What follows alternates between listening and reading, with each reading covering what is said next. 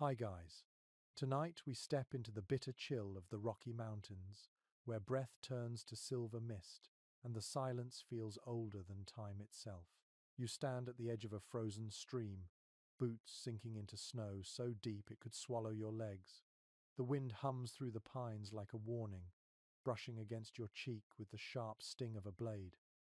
You probably will not survive this winter, at least not without learning what the old mountain men already knew, that nature does not care if you live or die. It simply continues. So, before you get comfortable, take a moment to like the video and subscribe, but only if you genuinely enjoy what I do here. And I'd love to know where you are listening from and what time it is there. Now, dim the lights and let us begin. The first thing you feel is the cold that does not stop at your skin. It creeps into your lungs, turns your breath shallow, and stiffens your fingers until the rifle in your hand feels like part of the ice itself. The mountains stretch endlessly before you, their peaks buried in clouds. There is no road here, no map that truly matters. Every ridge hides another ridge, and each shadow could mean danger or salvation. You trudge through the snow, the crunch beneath your boots echoing faintly through the stillness. Behind you, your tracks already begin to blur in the wind. It feels as though the world is trying to erase your presence, and maybe that is what the mountains want to remind you, that this land belongs to no man. Historians still argue whether the first trappers who ventured here in the early 1800s came for fortune or freedom. Some claim they sought wealth in the furs of beaver and fox, selling them for silk hats in distant cities. Others say they fled civilization itself, chasing silence and solitude instead of gold. But whatever drew them west, once the snow came, ideals froze faster than fingers. You move toward a grove of spruce, the air thick with the scent of resin and frost. The trees creak and moan under their icy burden. Somewhere a distant crack echoes like a gunshot, just a limb breaking beneath the weight of winter, but enough to send your pulse racing. Every sound feels magnified here, like the mountains are listening too.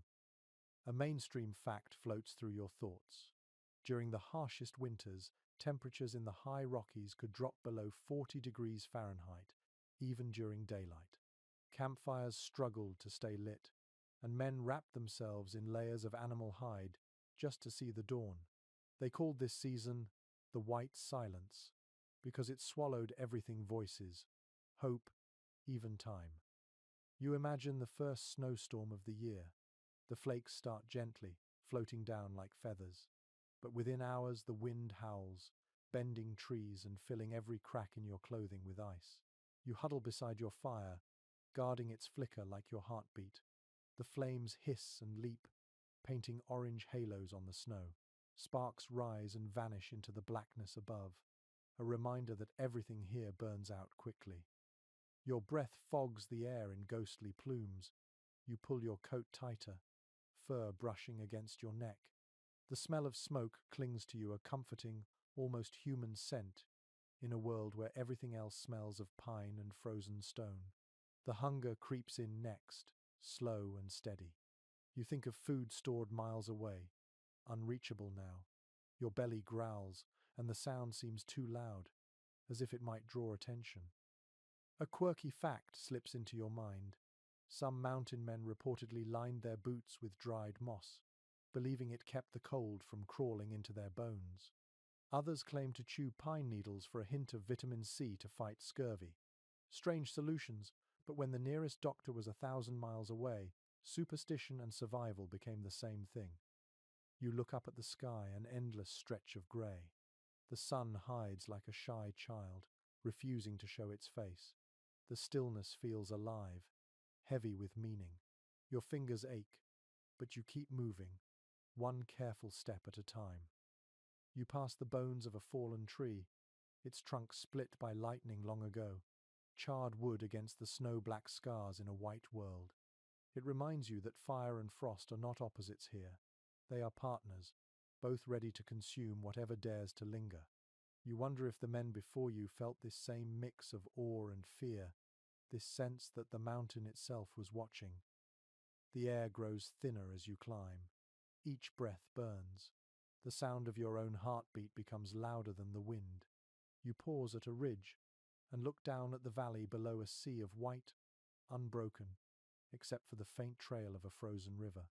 You imagine crossing it later, when the ice has thickened, though you know it could crack at any step. Out here, death is not a sudden thing. It is a slow negotiation. The sky darkens early, as it always does in winter. The stars begin to appear, sharp and cold, like shards of glass.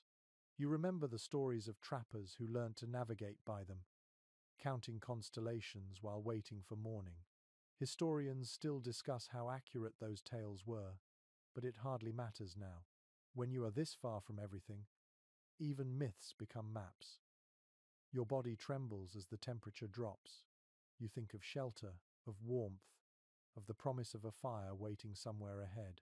You picture the flicker of light against a cabin wall, smoke curling upward, and the faint crackle of logs splitting in the heat.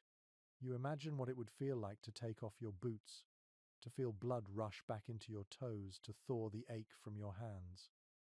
The night settles around you like a heavy blanket, muffling the world.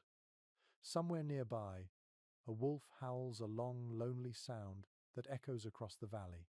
You stop walking and listen. It is not a threat, not yet, just a reminder that you are not alone. The mountain holds many lives, all trying to survive the same bitter night. You whisper to yourself, half as prayer, half as defiance. The words vanish into the cold. Above you, the stars pulse faintly, indifferent and eternal. Tomorrow, you will build a fire again. You will gather wood, maybe find food, maybe not. But tonight, all you can do is breathe and wait, feeling the mountain's silence pressing against your chest. The first light of dawn does not arrive with warmth. It comes as a pale smear behind the peaks, a thin promise that the sun still exists somewhere beyond the clouds. You wake stiff and half frozen, wrapped in furs that feel heavier than sleep itself. Your joints ache, your breath hangs in the air, curling upward until it fades. The world is white, endless, and terribly quiet. You rise, every movement deliberate.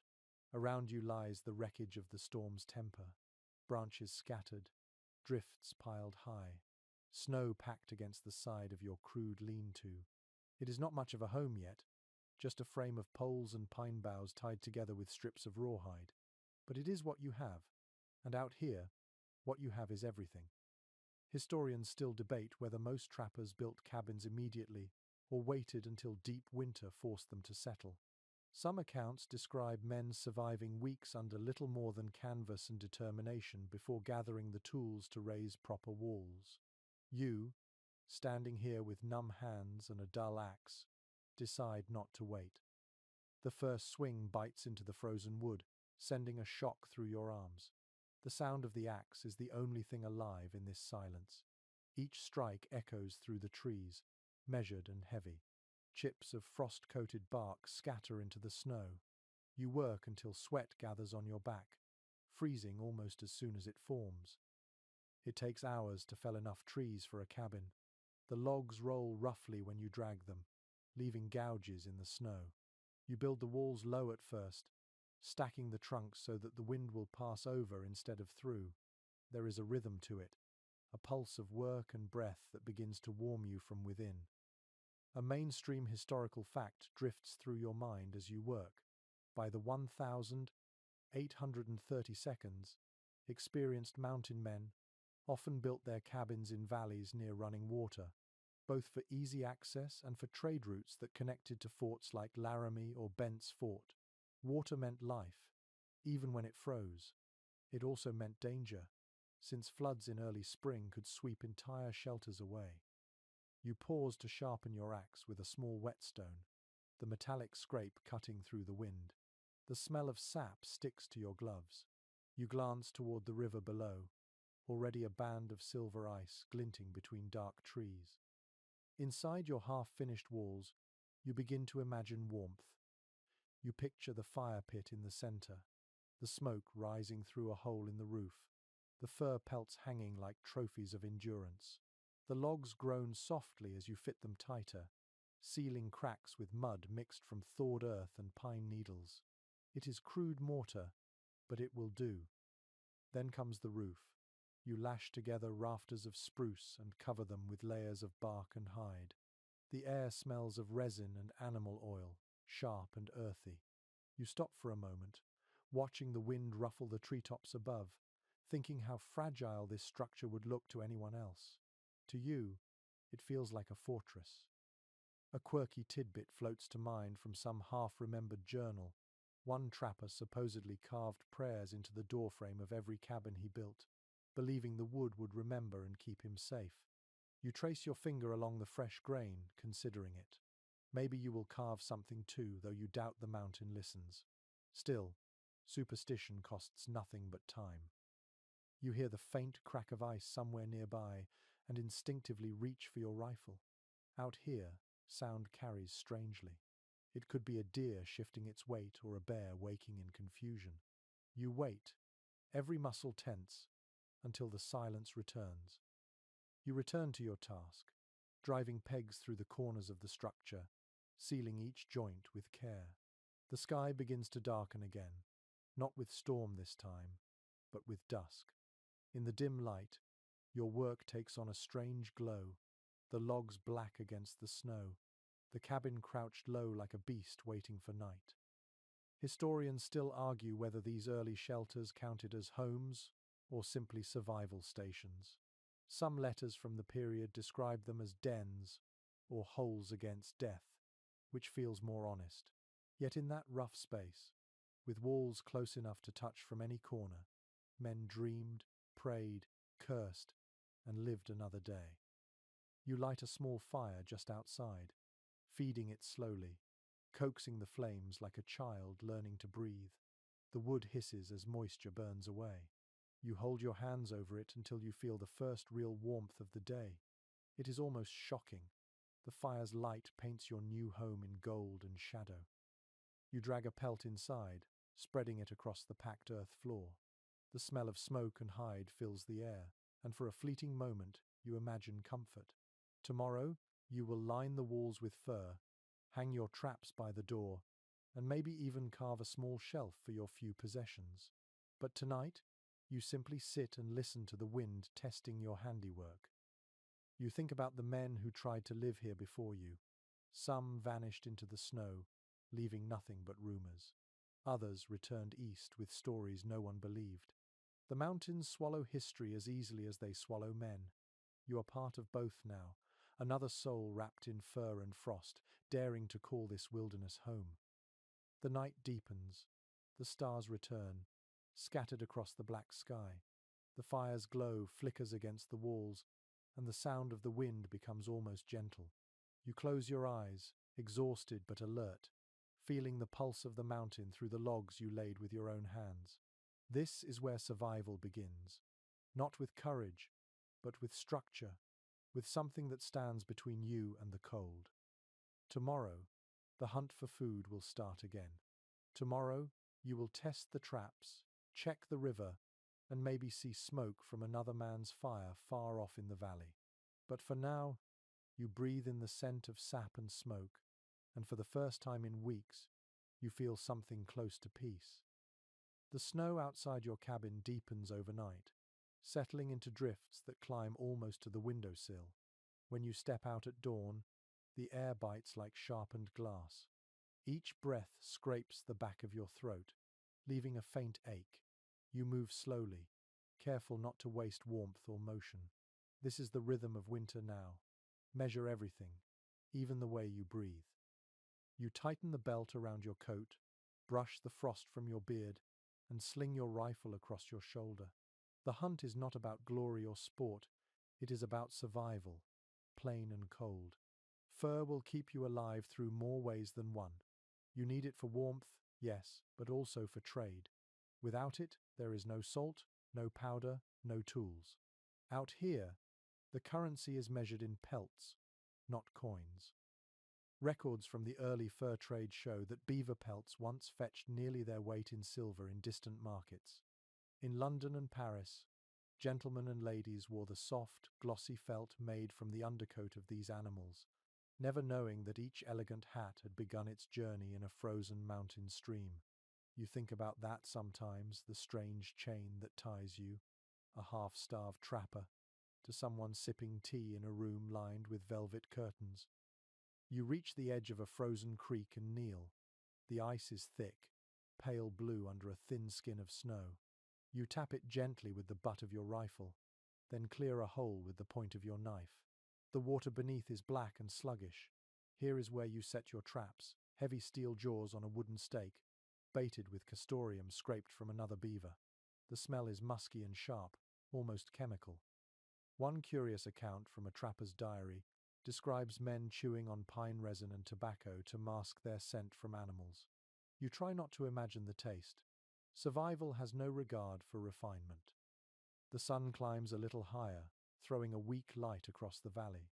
The snow glitters, and you think how deceptive beauty can be here.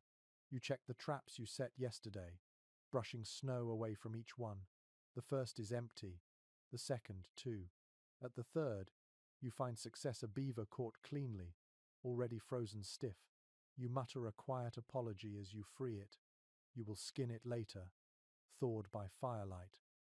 Researchers remain divided on how many trappers truly lived through entire winters alone. Some argue that most worked in small bands, trading labor and company. Others insist that solitude was part of the calling, that men sought these wilds precisely because no one else dared. Either way, you feel the weight of silence pressing closer every day. You sling the catch over your shoulder and begin the long walk back toward the cabin. The snow crunches beneath your boots in perfect rhythm with your heartbeat. Around you, the world seems held in suspension, waiting. A raven circles overhead, black against the white expanse, croaking like it knows something you do not. By midday, you reach a small rise overlooking the valley. You pause to rest and scan the horizon. In the distance, a faint curl of smoke drifts upward. Someone else is out there, a trapper, perhaps, or a small hunting party from a fort. You think about walking toward it but decide against it. Out here, meeting strangers can be as dangerous as facing wolves. You adjust your pack and start back down. The slope steep and slick. Your foot slips once, sending a spray of snow cascading down the hill. You catch yourself with the rifle butt and laugh quietly, the sound echoing against the trees. Even laughter feels rare these days, almost foreign. When you reach your cabin, you set to work. The beaver goes on the sled outside to thaw.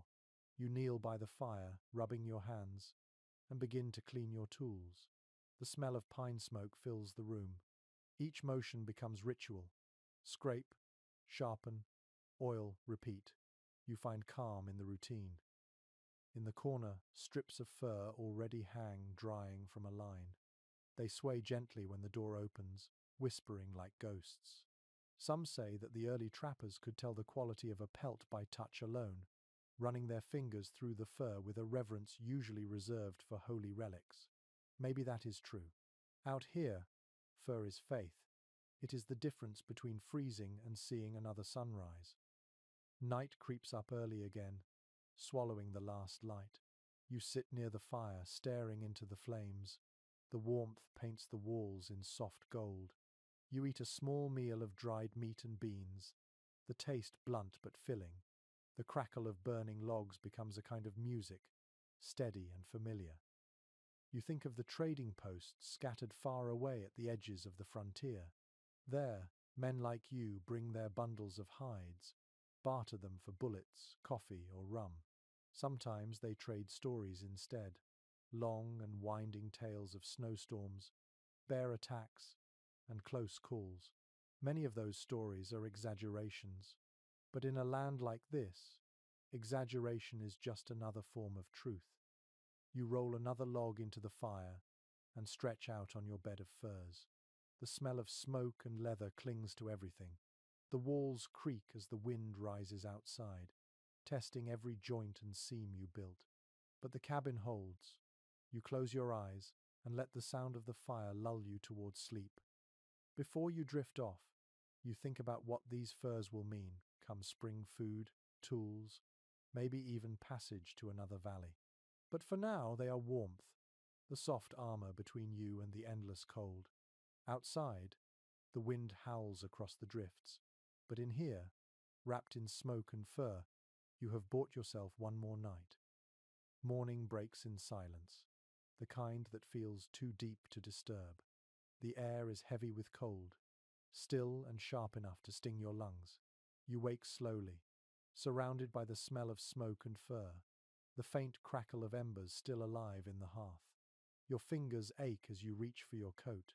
Each movement feels deliberate, cautious, like the world itself might shatter if you rush. You step outside into a pale blue light. The snow sparkles under the rising sun, but beauty here is a cruel trick. It hides the danger that lies in every breath of air.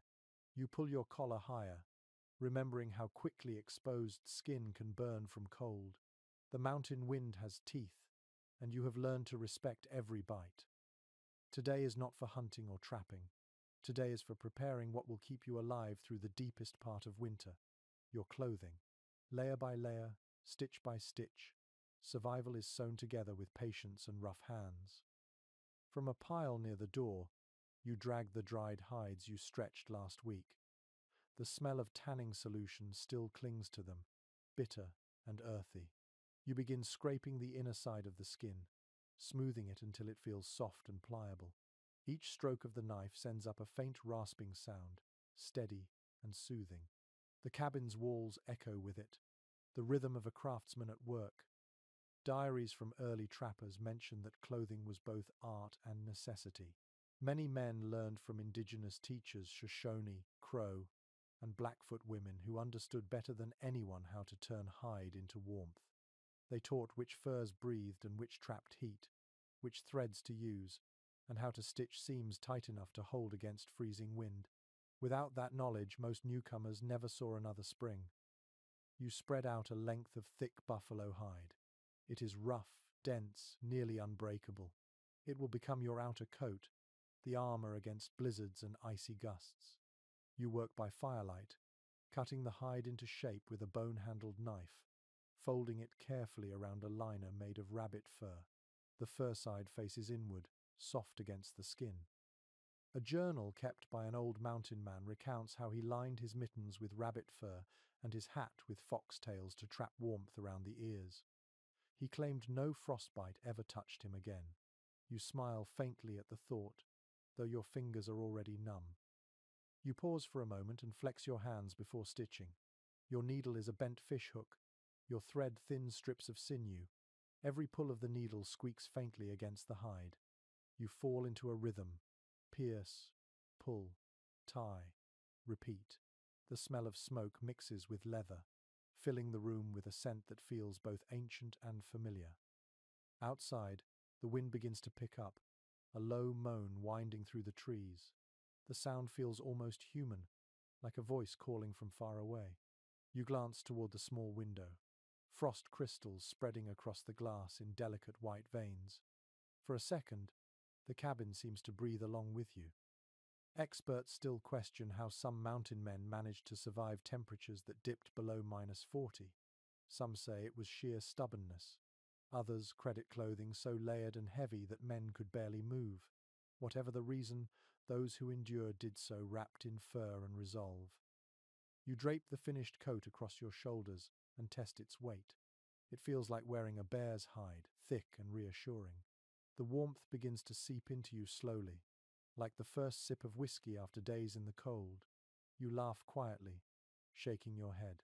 For all the hardship, there is something satisfying about mastering the details of survival.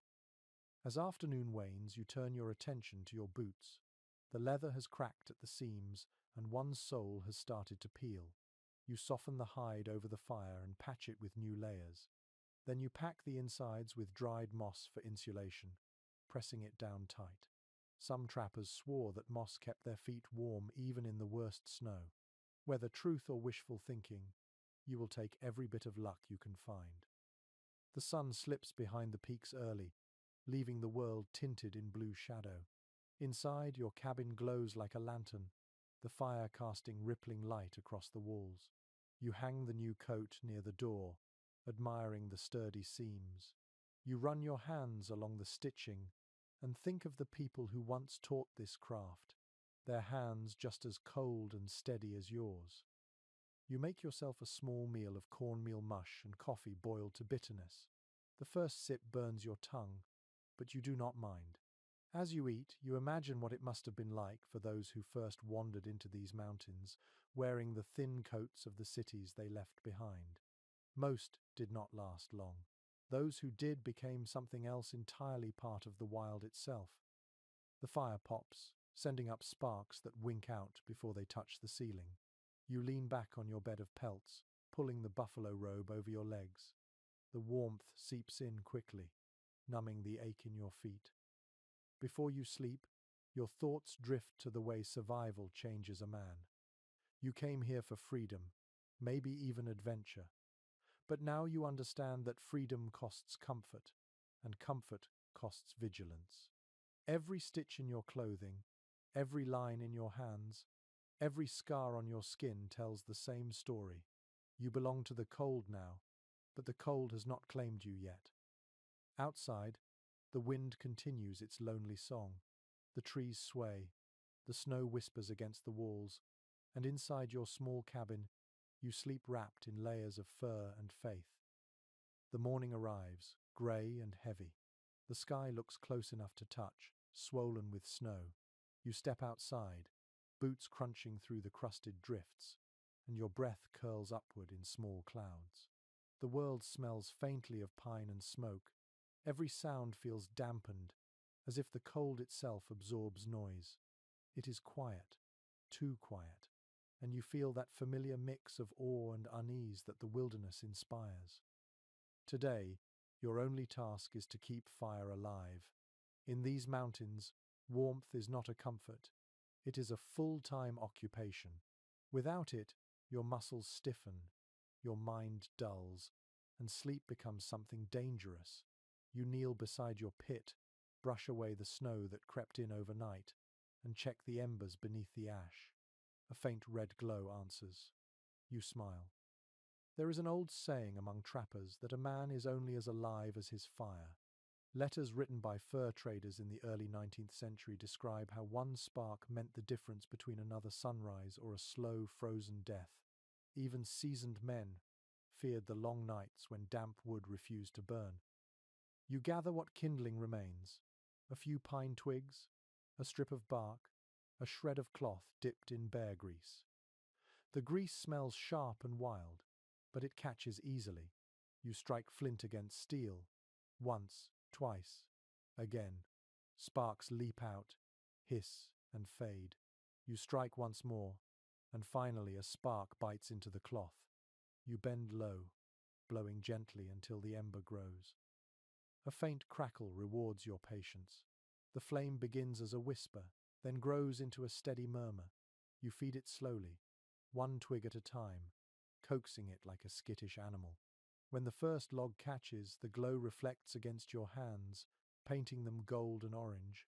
The warmth spreads, crawling up your arms like life returning. Accounts from that time suggest that some mountain men carried their embers between camps inside hollowed buffalo horns lined with moss. It was said to keep a spark alive for days. You think about trying that one day, though you suspect it takes more skill than luck. The wind sighs through the trees, scattering snow from the branches. You glance toward the forest edge, where the shapes of pines blur into the mist. For a brief moment, you think you see movement, perhaps a deer, perhaps nothing. It is hard to trust your eyes when everything shimmers in white light. Inside the cabin, the smoke rises in a thin column through the hole in the roof. You feed the fire with a few thicker logs, feeling satisfaction settle deep in your chest. For now, the cabin is warm, but you know how quickly that can change. Researchers note that wood gathered from green trees burns poorly, choking the fire with steam and smoke. The old trappers learned to stack their wood early, seasoning it for months before the snow came. You have no such luxury, so you make do with what the storm leaves behind: fallen branches, scraps of bark, sometimes bits of furniture from men less fortunate than you. You take your rifle and step outside again to gather more. The snow squeaks under your weight. Each branch you break sends a small puff of frost into the air.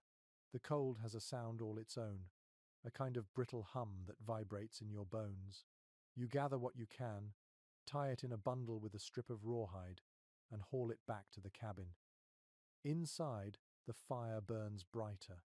You sit near it, rubbing your hands, letting the heat soak through your gloves. The smell of pine resin fills the air. You think about how many times men must have sat like this, in this same valley perhaps, whispering thanks to no one in particular for a living flame. A story from an old trapper's tale tells of one man who lost his fire during a blizzard and survived by wrapping himself in a still warm bison hide until dawn. He woke nearly frozen but alive. You cannot help but imagine that moment, the darkness pressing close, the heart beating slow, the first faint glow of morning. There is a strange comfort in knowing that even desperation can be ingenious. You add another log to the fire and listen to it hiss and pop. The sound is hypnotic, almost musical. You find yourself staring into the flames, watching the shapes twist and flicker. Each spark rises like a tiny promise that the night will pass. By late afternoon, snow begins to fall again, soft at first, then heavier. You close the shutters and tighten the door latch. Inside, the warmth builds. The walls creak, expanding slightly with the heat. You cook a simple stew, the smell filling every corner of the cabin. It tastes of salt, smoke, and gratitude. When the storm finally hits, it hits hard. Wind howls through the cracks, trying to steal your warmth. The fire becomes your anchor, the single pulse of life in a world gone white. You sit beside it for hours, feeding it, guarding it. The flames reflect in your eyes, steady and stubborn. You think about the men who carried fire through storms that lasted for days, how their hands must have blistered, how their minds must have wandered toward home. No one truly owns fire out here. It only agrees to stay a while. The storm passes by midnight, leaving a muffled calm behind. You step outside once more, the snow knee-deep now, the moon hidden behind clouds. Your cabin glows faintly from within, a soft beacon in the frozen dark. You realize then that survival is not just a matter of strength but of devotion. Keeping a fire alive, like keeping your spirit awake, requires constant attention. One careless moment, one forgotten ember, and all that warmth disappears into smoke and silence. You return inside, seal the door, and lie near the hearth. The wood crackles softly, sending out one last wave of heat before settling into coals. As you drift towards sleep, you whisper a small thank you to the flame itself, knowing it has no ears but deserves the words all the same. The wind has calmed, leaving a hush so deep that your heartbeat feels too loud. You step out into the soft glow of a pale morning. Frost paints the branches in glimmering white, and every surface sparkles as if the world were made of powdered glass. Winter, in its strangest way, looks gentle right before it turns cruel again. Today is about food, or rather, about what remains of it. The supplies you brought have dwindled. Salted meat is nearly gone, flour down to its last pouch. You know what this means. The final hunt before the true heart of winter. The thought fills you with a dull mix of dread and duty. You shoulder your rifle, check your knife, and sling your pack across your back. The air is still. Even the ravens seem to be conserving their energy. You move carefully through the trees, your breath clouding the silence. Journals from early fur trappers describe the late autumn hunts as both bounty and farewell. Elk, deer, and bison moved in herds before the snow closed the passes. Those who stocked enough meat could ride out the cold. Those who failed were often found when the thaw came, bones gnawed clean by wolves. You follow the tracks of a small herd hoof prints frozen into the crusted snow. Each print tells you more than a book ever could. The weight, the direction, the time of passing. You crouch and touch the edge of one, feeling the ice rim it has formed overnight. The animal is close. The forest is quiet in that particular way that means life is nearby. Your body tenses without thinking. You move slower, heel to toe, letting the rhythm of your steps blend with the whisper of the wind. Through the trees ahead, a flicker of motion catches your eye. A mule deer stands among the brush, head bowed, breath puffing white from its nostrils. You steady your aim, exhale, and fire. The sound crashes through the valley, startling birds from their branches. When the echo fades, you walk forward, heart heavy with both relief and sorrow. The deer lies still, its eyes glassy. You murmur a quiet word of thanks before beginning the hard work that follows. Some letters from traders mention that hunters often sang softly as they dressed their kills, a habit that made the grim task feel human again. You hum something tuneless as you work, breath steaming, hands steady despite the cold. By noon, the meat is packed into bundles and wrapped in hide. You will smoke it later, after returning to camp. The smell of blood and pine fills the air, sharp and earthy. You wipe your knife on the snow, watching the crimson melt into white.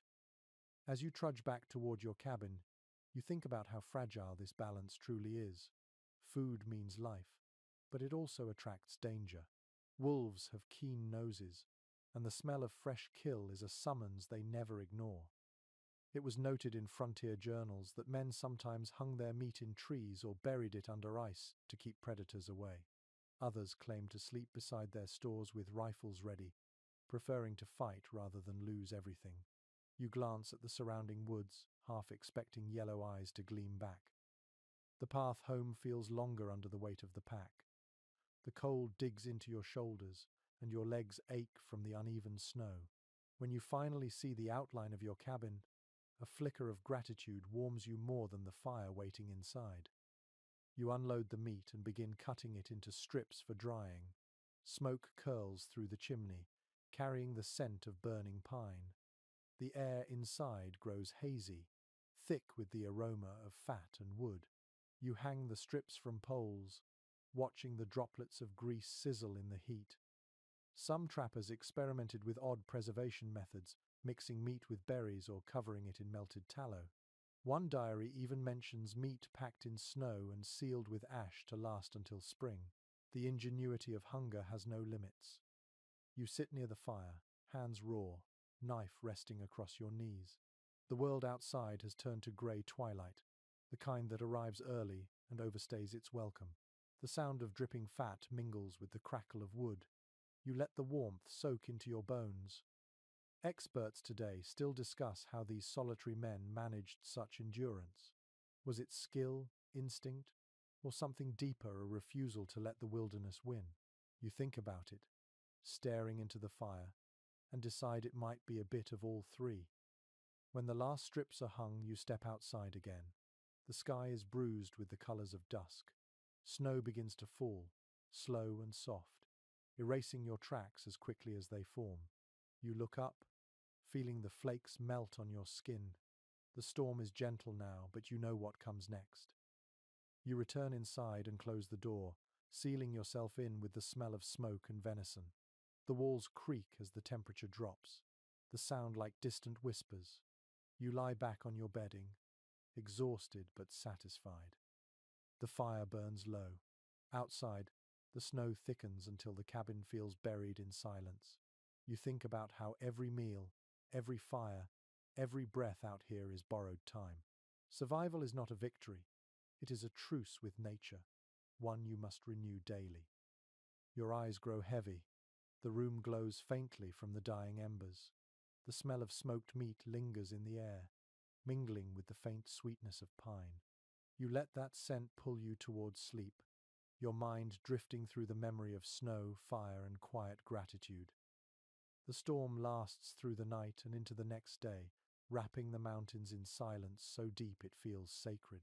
When you finally push open the door, the snow outside is waist-high, smooth as silk, untouched by anything living. The light is dazzling, a blinding white that makes you squint and turn away. Your eyes ache. The reflection off the snow cuts like glass. Even with your fur hood drawn tight, it feels as if the world is made of mirrors. You blink hard, trying to focus, but the brightness lingers like fire behind your eyelids. Old expedition logs describe this condition with dread: snowblindness. The glare from the endless white burns the eyes as surely as the desert sun burns the skin. Men caught in it stumble, weep, and lose their way. Some rubbed soot or charcoal under their eyes, believing it dulled the glare. Others crafted narrow slits in scraps of wood or bone, creating primitive goggles that shaded their vision. You wish you had thought of that yesterday. You return inside, blinking furiously, vision reduced to blurred shadows. The fire still smoulders in the hearth. You sit beside it, hands pressed to your face, waiting for the sharp pain to fade. The darkness inside the cabin feels like a blessing. After a while, your sight steadies enough to make out the shapes of your tools, the walls, the steady curl of smoke. You stare into the flames, watching them flicker and change. Light, you realize, can be both savior and enemy here. Outside, the world glows under a sky so pale it feels empty. You know better than to wander too far now. The snow hides crevices and hollows, and one careless step could end in a buried fall. You stay close to the cabin, checking your traps nearby. In one, you find a snowshoe hare, perfectly caught. Its fur is white, nearly invisible against the snow. You handle it gently, murmuring to the quiet air. Every life here feels earned, even taken. You carry it back, skin it quickly, and set the pelt aside. The fur will line your gloves later, soft armor against the wind. A curious entry from a trapper's account tells how some men in deep winter began to talk to their tools and fire as companions. Not madness, he wrote, just the only way to hear another voice. You understand that now. The silence is heavy, pressing against your thoughts until you fill it with words, even whispered ones. By midday, a strange stillness takes hold. The air feels brittle, sharp enough to cut. The snow reflects so much light that color itself seems to vanish. The sky and ground merge into one vast whiteness, and you stand in between, dizzy and small. You close your eyes for relief, and in the black behind your lids, the world feels safer. The sound of your own breathing becomes a kind of rhythm. You count each inhale as if to remind yourself that you are still here, still separate from the mountain that seems intent on swallowing you whole. When you open your eyes again, a flicker of movement catches your attention. Far off, near a ridge, a shape moves slowly across the snow. A man, perhaps, or maybe only a trick of the light. You watch for a long moment, unsure if it is real. The glare makes it impossible to tell. Eventually, the shape vanishes. You stand there for a while, staring at the empty horizon, wondering if solitude can create ghosts. Modern researchers still discuss how prolonged isolation affects the senses. Some argue that solitude sharpens perception. Others say it blurs the line between imagination and reality. You decide it does both. Out here, your mind must stay busy, or it will invent company where none exists. You spend the afternoon patching small holes in the roof, melting snow for water, and checking the fire's heat. Every task feels slower, heavier. The brightness outside leaves your head throbbing, and you wrap a strip of cloth around your eyes to ease the sting. The faint darkness beneath it feels like comfort. By evening, the world turns to silver. The snow reflects the moonlight so completely that it feels as if the stars have fallen to earth. You step outside briefly, the cold biting at your cheeks, and stand in awe of the brightness that does not come from the sun. The air smells clean, untouched, almost holy. You take a deep breath and listen. Somewhere far away, ice cracks in the stillness, a low groan that echoes off the cliffs. The sound rolls through the valley like a warning. You step back inside and close the door behind you, shutting out the light. The fire flickers, steady and calm. You sit cross-legged beside it, eyes closed, hands cupped over your knees. The warmth seeps slowly into your skin. For a moment, you think about the first mountain men who endured this same cold and light, their faces blistered by sun reflecting off snow, their minds teetering between awe and exhaustion. Some journals hint that a few went blind for weeks, surviving only by touch and instinct. You lean back against the log wall, listening to the fire's steady breathing. The pain in your eyes fades to a dull throb. You know you will need to craft proper snow goggles soon, perhaps from bone or bark, before the next long hunt. You think about it as the light outside dims and the shadows stretch long. Before sleep, you lift your gaze to the smoke curling upward, disappearing into the roof vent. The line between earth and sky has blurred for days now, and in your weary thoughts you imagine the mountains breathing along with you. Every sound, every flicker of light feels alive. You let that thought settle as your eyes close. Tomorrow will bring new dangers, but tonight the snow has gone quiet again. The cabin is warm, your fire steady, and the cold world outside feels distant for a little while. The dawn comes slow and silent. You wake to a pale light seeping through the cracks in the shutters, soft as milk, the kind of light that carries no warmth at all. The fire in the hearth has turned to embers, dull and red, like the eyes of something half asleep. You stir it gently with a stick until a few sparks leap back to life, whispering upward into the cold air. Outside, the world is still buried in snow. You step out carefully, rifle slung across your shoulder, breath clouding in front of you. The snow crunches under your boots with a sound like breaking glass. The forest feels frozen in time, each branch heavy with white, each sound swallowed by distance. Today you go to check your traps again, this time farther from the cabin, near the frozen river where the animals still move. It is dangerous to go alone so far from warmth, but hunger is patient and will not wait. You tie a strip of fur around your face to shield from the wind, testing your footing as you walk. According to accounts left by trappers in the 1832, this was the time of year when tracking became an art of desperation. Snow turned the land into a blank page, and only the smallest traces betrayed life. You think of that as you scan the ground, searching for any sign of movement. Then you see it, a set of tracks, faint but distinct, pressed deep into the snow. Not fresh, but not old either. You crouch, running your gloved fingers along the print. The edges are sharp, the pattern wide. Elk, you guess. A large one. The tracks wind along the edge of the trees before curving toward the riverbank. You follow slowly, every sense awake. The silence feels alive around you. Every step you take sounds louder than it should. Somewhere far away, you hear the crack of ice shifting on the river, a low groan that echoes like thunder. You move closer, the sound of your own breathing loud in your ears.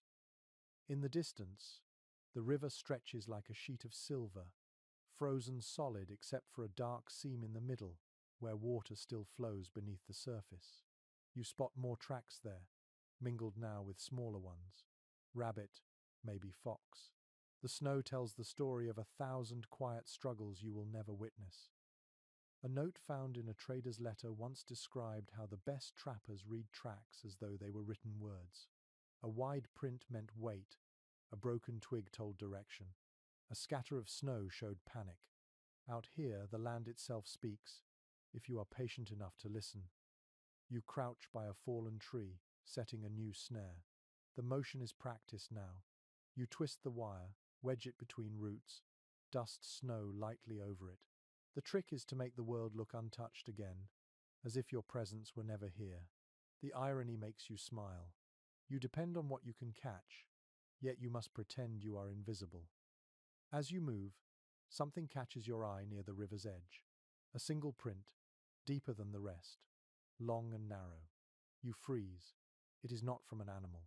It is a boot print, half filled with new snow, pointing upstream. Someone else has walked this way. You feel your pulse quicken. There are no friendly faces this deep in winter. A stranger could mean trade, or trouble, or both. You scan the horizon but see nothing but white. The silence feels heavier now, almost listening. You wait a long while before continuing, moving slowly, careful not to leave your own trail too obvious. The print fades as the wind shifts, and soon it disappears altogether. Maybe it was old. Maybe it was yours from another day. The mind plays tricks in this light. You finish checking the rest of the traps, collecting 2 more rabbits and a fox. The fox's fur gleams silver-grey under the snow, beautiful even in death. You pause to admire it before wrapping it carefully in cloth. As you turn back toward the cabin, The light begins to fade. The journey home always feels longer, the snow deeper, the air colder. The wind rises behind you, brushing at your back like a hand. You glance over your shoulder once, half expecting to see that single print again, but there is only whiteness. Many explorers wrote that the greatest enemy in the mountains was not hunger or cold, but the imagination itself. Alone too long, a man begins to doubt what is real. You tell yourself you are not one of those men, but the thought lingers anyway. When the cabin comes into view, relief settles over you like warmth. Smoke still curls from the chimney. You step inside quickly, stamping snow from your boots. The smell of smoke and old fur greets you like an old friend. You hang the meat by the door and lay the pelts near the fire to dry. The room feels smaller tonight, the shadows thicker. You listen to the wind outside, sharp and steady, like whispers between the trees. You light another log, watching the flames spread and grow. The fire's glow dances across your tools, your rifle, your traps. Everything feels both familiar and slightly wrong, as if rearranged by unseen hands. You eat sparingly, saving most for the days to come. The fox pelt lies beside you, silver in the firelight. You touch it once, tracing the fur with your fingers, and think about what life must be like for a creature born to thrive in this endless white. You envy its certainty. Before sleep, you step outside again. The stars burn sharp above you, countless and close. The snow gleams under their light, untouched and endless. You think about the tracks you saw earlier, now buried under the drifting powder. Whoever left them, man or ghost, is gone. You breathe deeply, the air cutting through your chest like frost. Somewhere in the distance, a wolf howls, long and low. You listen until the sound fades into the night, then turn back inside.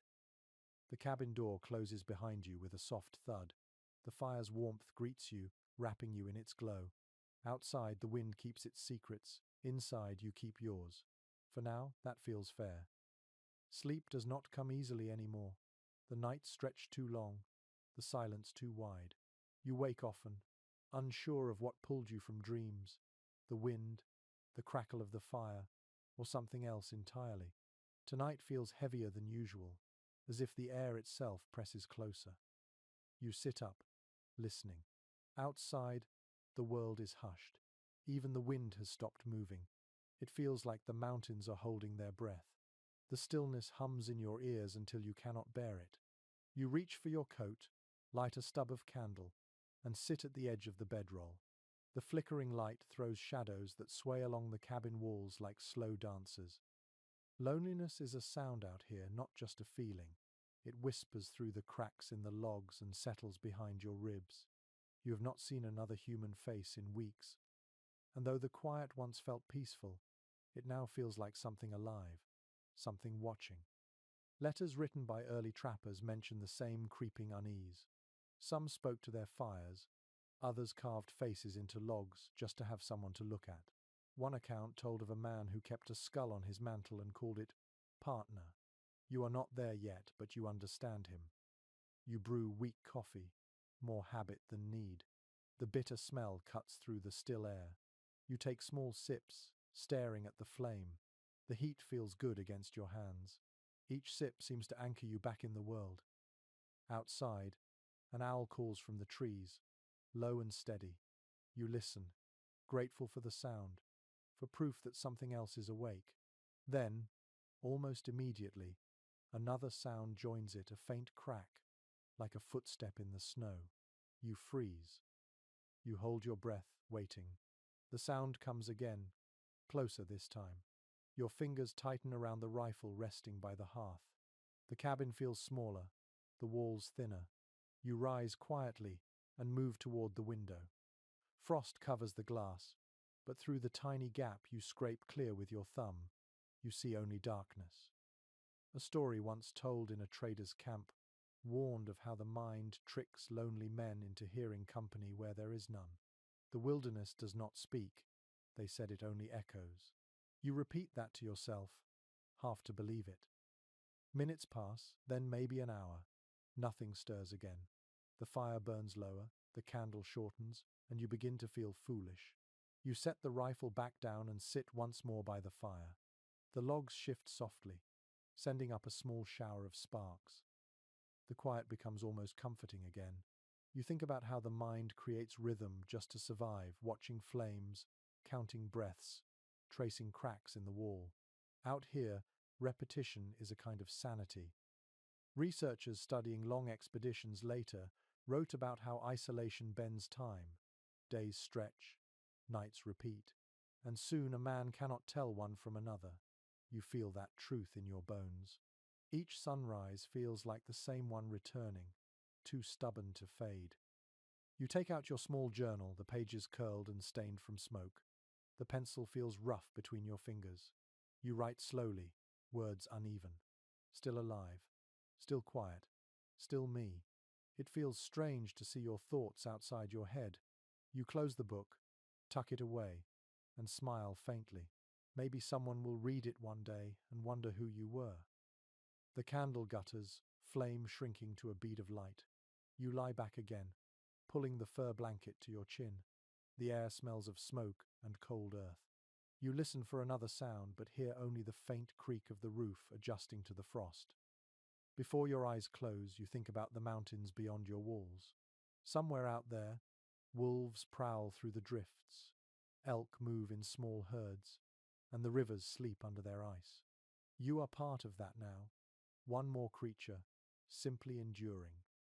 You dream of faces you barely remember, a woman laughing near a river, a man shouting something from a distance, a child running through tall grass. The images flicker like firelight, impossible to hold. When you wake, it is still dark, and for a moment you are unsure where you are. Then the smell of smoke brings you back. Outside, snow begins to fall again, soft and endless. You can hear it against the roof, a faint, rhythmic patter.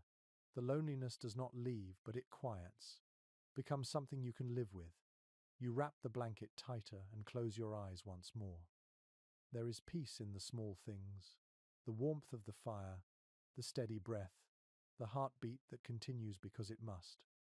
The mountain keeps its silence, and you keep yours. Somewhere in the stillness, the two begin to sound the same. When the next morning arrives, it does not come with sunlight, but with the faint grey of another storm waiting to happen. The wind outside carries a low moan, the kind that travels through trees and finds its way into the bones of the cabin. You rise slowly, your joints stiff from another night of shallow sleep. The fire has burned down to a thin line of embers, and the air inside smells faintly of smoke and damp wood. Today you decide to travel down the valley toward the trading post, if it is still open and standing. It has been weeks since you last saw another person, and your supplies are thinning. The thought of voices, laughter, or even the clatter of tools feels like something from another world. You gather a bundle of furs, roll them tight, and secure them with a strip of hide. The path to the fort is long and cruel. According to old accounts from the early fur trade, some men walked 20 or 30 miles through snow to reach a post where they could barter their hides for salt, tobacco, or ammunition. Those journeys often took days, and many never made it back. Still, you shoulder your pack and step into the cold, trusting your memory to guide you through the white maze ahead. The air is sharp, the wind biting at your face. Each breath stings like inhaling needles. The sky hangs low, pressing on the peaks, while flakes begin to drift lazily around you. You walk steadily, the snow creaking beneath your boots, each step measured, deliberate. As the miles pass, the valley opens into a stretch of flat land broken only by frozen willow and clusters of pine. You can smell water beneath the ice somewhere nearby.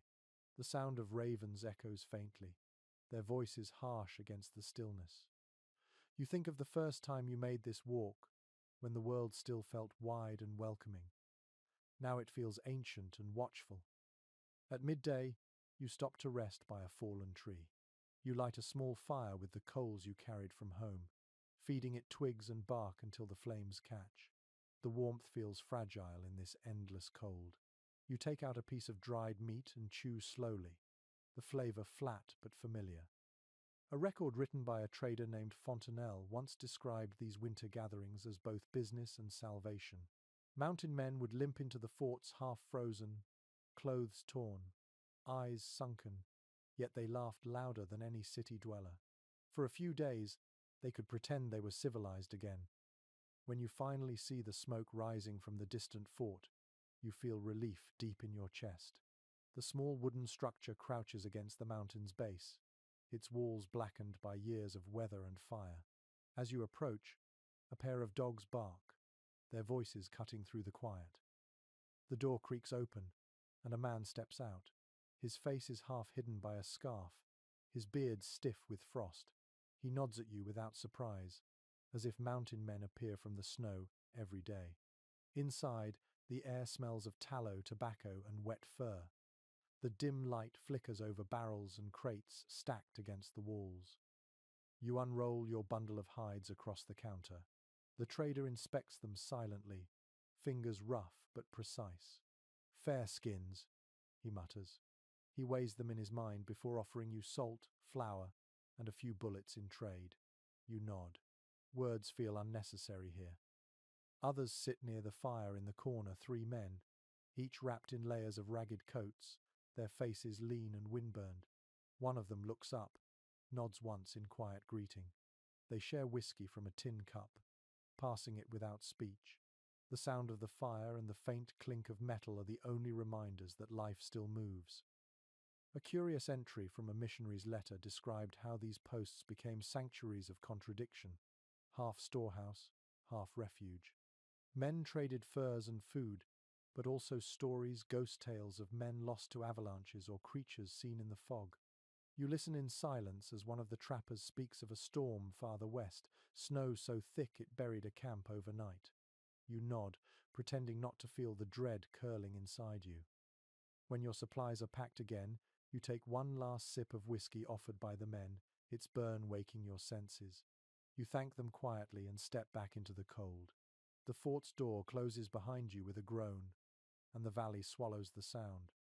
The snow begins again, light at first but steady. You tighten your pack straps and start the long walk home. Each step feels heavier with the weight of silence returning.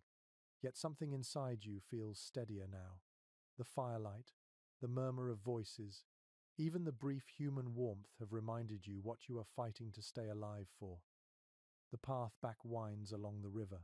You follow it carefully, the current hidden beneath the thick ice. The sound of rushing water below is faint but constant, a reminder that not everything here is frozen. You stop once, kneel, and press your gloved hand to the ice. The vibration hums faintly beneath your palm like a heartbeat. By the time the cabin comes into view, the light has faded to blue. Smoke still curls from the chimney, a small, faithful promise against the endless dark. You push open the door, the warmth hitting you like an embrace. The smell of wood smoke fills your lungs. You unpack your supplies and sit near the fire, listening to the logs crackle. In the corner, your traps glint faintly, ready for the next day's work. You stretch your legs, feeling exhaustion seep into every muscle. As the fire burns lower, you think about the men at the post, their laughter still echoing faintly in your ears. You realize that the wild teaches more than endurance. It teaches you the value of every small comfort, a sip of whiskey, a word shared, the warmth of another fire. You close your eyes and let that warmth linger until sleep finds you again, slow and deep. The wolves come when the moon grows full. You hear them before you ever see their shapes, their calls rising through the frozen air like music written for no human ear. The sound begins faintly, far off among the ridges, but soon it gathers others until the whole valley seems to hum with their voices. It is not frightening at first, only strange, like being reminded that something out there still remembers how to sing. You stand at the doorway, listening. The sound carries through the pines, rolling down toward the river. It grows louder, closer, until you can feel the vibration against your chest. You know what it means. Somewhere nearby, hunger is awake.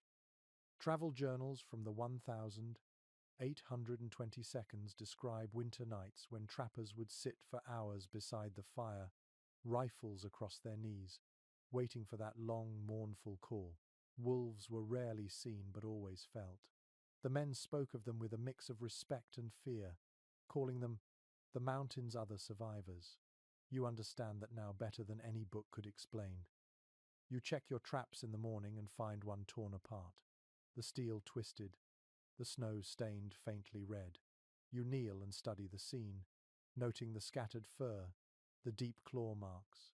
Wolves are clever, more cautious than any predator you know. They can smell iron, sense traps, even circle for hours before deciding it is safe to strike. You touch the broken chain and feel a quiet admiration for their patience. You set the trap again, this time deeper in the snow, covered carefully. Then you head back toward the cabin, scanning the tree line. The forest is beautiful but uneasy, filled with a silence that feels almost intelligent. You catch glimpses of motion now and then, shadows slipping between trees. The hair on your neck rises. A line from an old fur company ledger mentions that trappers often left food scraps far from camp to distract predators. You do the same, tossing pieces of dried meat into the snow several hundred yards away. It is a small offering to the wilderness, a hope that the wolves will take what they need and move on. That night, the howling begins again, louder this time, nearer. You sit inside, your rifle resting against your shoulder, the fire throwing red light across the floor. The cabin walls creak softly with each gust of wind. Then you hear the crunch of paws outside, the faint brush of something against the logs. You freeze, hardly daring to breathe. The sound circles once, then fades. A low growl rises, followed by another, and then silence again. You can feel them just beyond the thin wooden walls, curious, perhaps cautious. One peculiar story from a mountain man's notebook tells of wolves that followed him for 7 nights straight, never attacking, only watching. He said he began to feel less hunted and more accompanied, as if they accepted him as another creature trapped by the same hunger. You think of that now, sitting by your fire, listening to the breathing of the night. The firelight dances across the walls, throwing wild shapes that move like ghosts. You stare into the flames until your vision blurs. The heat makes your eyelids heavy, but you do not sleep. You know that the wolves will not attack a strong flame, but you also know the flame must not die. Outside, the howling returns, rising and falling like waves. It feels less like threat and more like conversation now, the mountain speaking through its oldest voices. You listen, imagining the pack gathered somewhere nearby, fur dusted with frost, eyes glowing in the pale light. Toward dawn, the sound fades away. You step outside cautiously, the snow glittering under the faint pink of sunrise. The tracks are everywhere, weaving in circles around the cabin, then leading off toward the ridge. You follow a few steps, noting how deep the impressions go, how many paws pressed into the snow. There must have been at least 10 of them, maybe more. You stop when the prints disappear into the trees. In the stillness that follows, you feel a strange calm. The fear has drained away, leaving only awe. These creatures live by instinct alone, and somehow you envy that purity. No questions, no doubt, only survival. As you walk back, the snow crunches beneath your boots in the same rhythm that the wolves' paws must have made. You glance at the distant peaks, now painted gold by the morning sun, and realize how small your place is here. You are just one more living thing enduring the same rules. You feed the fire again, cook a thin broth, and eat slowly. The warmth fills you just enough to keep the cold away. The cabin smells of wood smoke and melted fat. For the first time in weeks, you feel a quiet connection to something beyond yourself. The day passes without noise. You mend a few traps, sharpen your knife, polish your rifle. The routine feels steadying. Outside, ravens pick at the scraps you left, their wings flashing black against the snow. Life continues in its own quiet rhythm. When night returns, you listen for the wolves again, but the valley stays silent. You find that you miss their voices. You sit by the fire until late, thinking about how thin the line is between fear and reverence. The wilderness has a way of teaching lessons without words. As you drift towards sleep, you whisper softly to the empty room, not expecting an answer. The sound of your own voice feels strange, yet somehow right. The fire crackles, the walls groan, and the cold presses at the door. But for now, you are safe. You let the warmth of the memory of those howls carry you into dreams. The river looks calm from a distance, but you know better. Beneath the frozen surface, the water still runs black and fast, strong enough to drag a man under in seconds. You step closer, each boot sinking deep into the powder. The ice groans faintly under your weight, a sound that tightens your chest. Crossing rivers is part of the mountain man's life. You have done it before, sometimes with confidence, sometimes with fear hidden under a grin. Today, fear feels honest. The water here is swollen from snowmelt higher in the peaks. The layer of ice is thick, but not thick enough to trust. Accounts from fur traders describe how men would test the ice by laying a long pole across it and crawling, spreading their weight to avoid cracking through. Others led their mules first, believing that if the animal made it, they might too. You have neither mule nor company, so you rely on instinct and patience. You crouch, listen to the river's muffled voice beneath your boots, then shift forward. The sound deepens, a slow, distant rumble like thunder in the earth. You freeze. The crack that follows is small, but it echoes up your legs. You back away carefully, retracing each step until you reach solid ground again. The wind stings your face. You stand breathing hard, staring at the surface that nearly took you. The ice looks innocent, smooth and white, but you know now that it hides more danger than any predator in these mountains. You decide to find another place to cross. You walk along the bank, watching for narrow points where rocks rise through the snow. The air smells faintly of pine and cold water. Your breath fogs the air in steady bursts. Somewhere behind you, a raven caws, its voice breaking the stillness. You glance up and see it circling lazily, a dark shape against the pale sky. One explorer's diary mentioned that men who traveled alone often took signs from animals as guidance. A fox crossing your path meant good luck. A raven meant change. You smile at the thought. Maybe the bird is telling you to slow down. After a mile or two, you find a section where the river narrows between boulders. The ice there looks thicker, layered by days of freezing and refreezing. You test it again with your pole. It holds. Slowly, you step onto the surface, feeling it flex beneath you. Each breath feels louder than it should. The sound of running water rises under your feet like a whisper. Halfway across, you hear it again, the faint, fragile crack of shifting ice. You stop. The air feels heavy, still. You crouch low, spreading your weight, and wait for the sound to fade. It does, slowly, leaving you with only the rush of blood in your ears. You move again, one careful inch at a time. When you reach the other side, you exhale, a long breath you did not realize you were holding. Your legs tremble, but relief warms you more than the sun ever could. You sit for a moment on the bank, staring at the river you have just crossed, and laugh softly. It is not joy exactly, but gratitude. Travelers' journals from that time often spoke of rivers with both fear and reverence. They were lifelines and barriers, givers and takers. Men built their lives along them, yet cursed them every spring when the floods came. Looking at the frozen water now, you understand that contradiction. The trail beyond the river climbs steeply through the trees. Snow clings to every branch, and your boots slip often on the icy ground. You rest your hand on the trunk of a pine for balance, feeling the bark rough beneath your glove. Each step is a battle against gravity and exhaustion, but you keep going. By afternoon, the light begins to fade. The sun hides behind a thick bank of clouds, and the world turns the color of pewter. You know you will not make it home before dark, so you search for shelter. You find a hollow under a fallen tree, sheltered from the wind. You clear the snow, line the space with branches, and light a small fire. The flames flicker weakly at first, then grow, throwing orange light onto the frozen wood. The warmth creeps slowly into your fingers. You roast a small piece of dried meat and chew it in silence. The river murmurs faintly below, its voice steady and low. While you eat, you think about how many lives have ended on rivers like that. Some from slips, some from misjudgment, others from the simple bad luck of timing.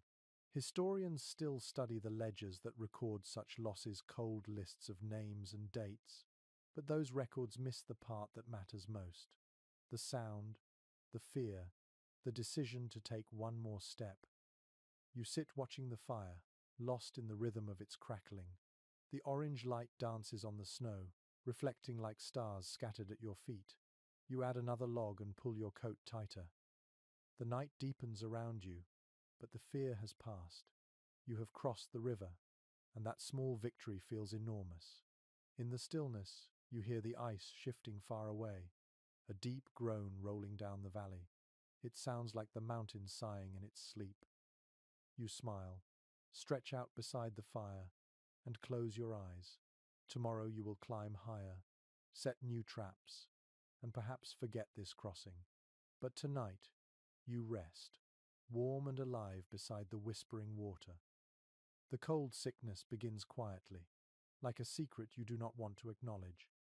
It starts with a shiver that will not leave, then the ache behind your eyes, the kind that makes the world blur at the edges. You tell yourself it is nothing, that you have weathered worse. But by noon, your skin burns with fever even as your breath still clouds the air. You sit by the fire, staring into the flames, trying to steady your hands. Each inhale rattles, and your throat feels raw. The air smells faintly of smoke, leather and pine, but you cannot taste your food anymore. Every swallow hurts. There are no doctors here, no medicine but what you make yourself. You remember hearing an old trapper's advice once at a trading post: whiskey for pain, willow bark for fever, and rest if you can afford it. You have no whiskey left, so you gather what little you can find: a few shavings of bark, some pine resin, a strip of clean snowmelt water, and brew a bitter tea. The taste is sharp, earthy, almost unbearable. You drink it anyway. Historical letters from the Rocky Mountain camps mention how illness came without warning. Men who had survived battles with grizzly bears or blizzards were often undone by a cough that would not fade. Some suspected bad air, others blamed spoiled food or isolation. Whatever the cause, winter sickness was as feared as frostbite. You lie back against the furs, the fever pulsing behind your eyes. The world seems to sway gently. You think of sunlight on water, of grass that bends in wind, of everything far away from this frozen valley. The cabin creaks around you, shifting like an old ship at sea. At some point, you wake to the sound of the fire hissing low. The light is dim, the air heavy with the scent of ash. You drag yourself to your knees, feeding the flames with the last of the dry wood. The heat feels distant, unable to reach where it hurts most. In the fog of exhaustion, your thoughts wander. You imagine someone finding your cabin in spring, footprints frozen into the floorboards, your journal half finished. Maybe they will read your words and wonder what kind of man you were. The thought is strangely comforting. An odd recollection surfaces: a note from an explorer's diary describing a man who claimed that the fever spoke to him in dreams. He said he saw figures of light walking through snow, silent and kind. You think about that as you drift again, half dreaming, half listening to the mountain breathe outside. The fever deepens through the night. You sweat despite the cold, the heat rolling off you in waves. Every sound grows distant. You hear the wind through the cracks, whispering in a language you almost understand. At times, you think you see movement in the corners of the room, shadows shifting like visitors waiting for permission to speak. You dream that you are walking through endless snow, barefoot, unafraid. The moon is bright, the air warm, and every breath feels easy. Somewhere ahead, you hear laughter, the kind you have not heard in months. You follow it, though the sound never grows closer. When you finally wake, the fire has gone out. The cold bites immediately. You shiver violently, crawling toward your flint and steel. Your hands are clumsy, but you strike until a spark catches, feeding it slowly with bark and dried grass. When the flames rise again, you sit back, shaking but grateful. The fever has broken a little. Your body feels drained, empty as a hollow log, yet you can breathe more easily. Trappers' journals mention how men marked recovery by hunger. You take that as a good sign when your stomach growls for the first time in 2 days. You cut a thin strip of dried meat and chew it slowly, savoring its rough salt. It tastes like life returning. The snow outside glows blue in the weak light of dawn. You pull on your coat and open the door to let in fresh air. It stings your lungs, but it feels clean. You stand for a moment, eyes closed, breathing deeply. The sickness has left you fragile, but alive. Some records tell of men who credited faith or luck for surviving such fevers. Others admitted it was simply stubbornness, the refusal to lie down and let the cold win. You think it might be that. You have not come this far to vanish into the snow. You gather more wood, chop slowly, rest often. Each swing of the axe feels like a heartbeat. The rhythm steadies your thoughts. You know the fever will return if you do not care for yourself, so you work carefully, quietly, letting the mountain's silence guide your pace. By nightfall, the cabin feels different. The air is warmer, the fire stronger. You wrap yourself in furs and sip another cup of the bitter tea. Outside, the stars have returned, glittering like ice scattered across a black river. You watch them through the small window, feeling something close to peace. The illness has reminded you of something simple, that life here is always borrowed, never owned. Every breath, every flame, every meal is a trade between you and the wilderness. You offer your strength, and in return, it allows you one more day. You lie down, pull the blanket to your chin, and close your eyes. The fever is fading now, leaving only the ache of survival behind. The wind outside hums softly, a sound like distant song. You listen to it until you drift into sleep, your mind finally still. The morning after, the fever feels like waking into a world that has been rebuilt overnight. The air outside is sharp but clean, the snow glittering beneath the soft light of dawn. You breathe deeply, letting the cold fill your lungs until your chest burns, and for the first time in days, it feels good to feel anything at all. You eat a small breakfast, then check your traps, moving slower than usual. Each step leaves a perfect print behind you, sharp and deliberate. The forest hums with quiet life again. Tiny sounds you had forgotten to notice, the creak of trees, the faint scratching of small animals beneath the snow, the distant crack of ice splitting on the river. You reach your first trap and find it empty. The second holds the crushed remains of a rabbit, the steel jaws biting clean. You kneel to reset it, the motion automatic. Your fingers, still weak, fumble with the spring. The cold metal bites your skin, but you do not stop. A field report from the Hudson's Bay Company once described how skilled trappers could set 10 steel traps in less than an hour, each with its own secret pattern of placement and scent. The work required patience and precision, a ritual learned through repetition. You find yourself repeating each movement exactly as you remember it, almost prayerfully. You move to the next trap and stop when you see the tracks in the snow, large, deep, pacing in circles around the set. Wolf again, or perhaps mountain lion. The prints are fresh. You squat, touching the edge of one with your glove. The snow is still soft there. You straighten slowly, feeling watched. Your rifle feels heavier than usual, though you keep it close. You scan the trees but see nothing, only the soft flicker of sunlight between branches. You wait a long moment, listening, but the forest offers no clue. Eventually you move on, carefully, eyes sweeping the ground for more signs. By noon, you have reached the last trap near the ridge. It holds a beaver, caught neatly by the leg.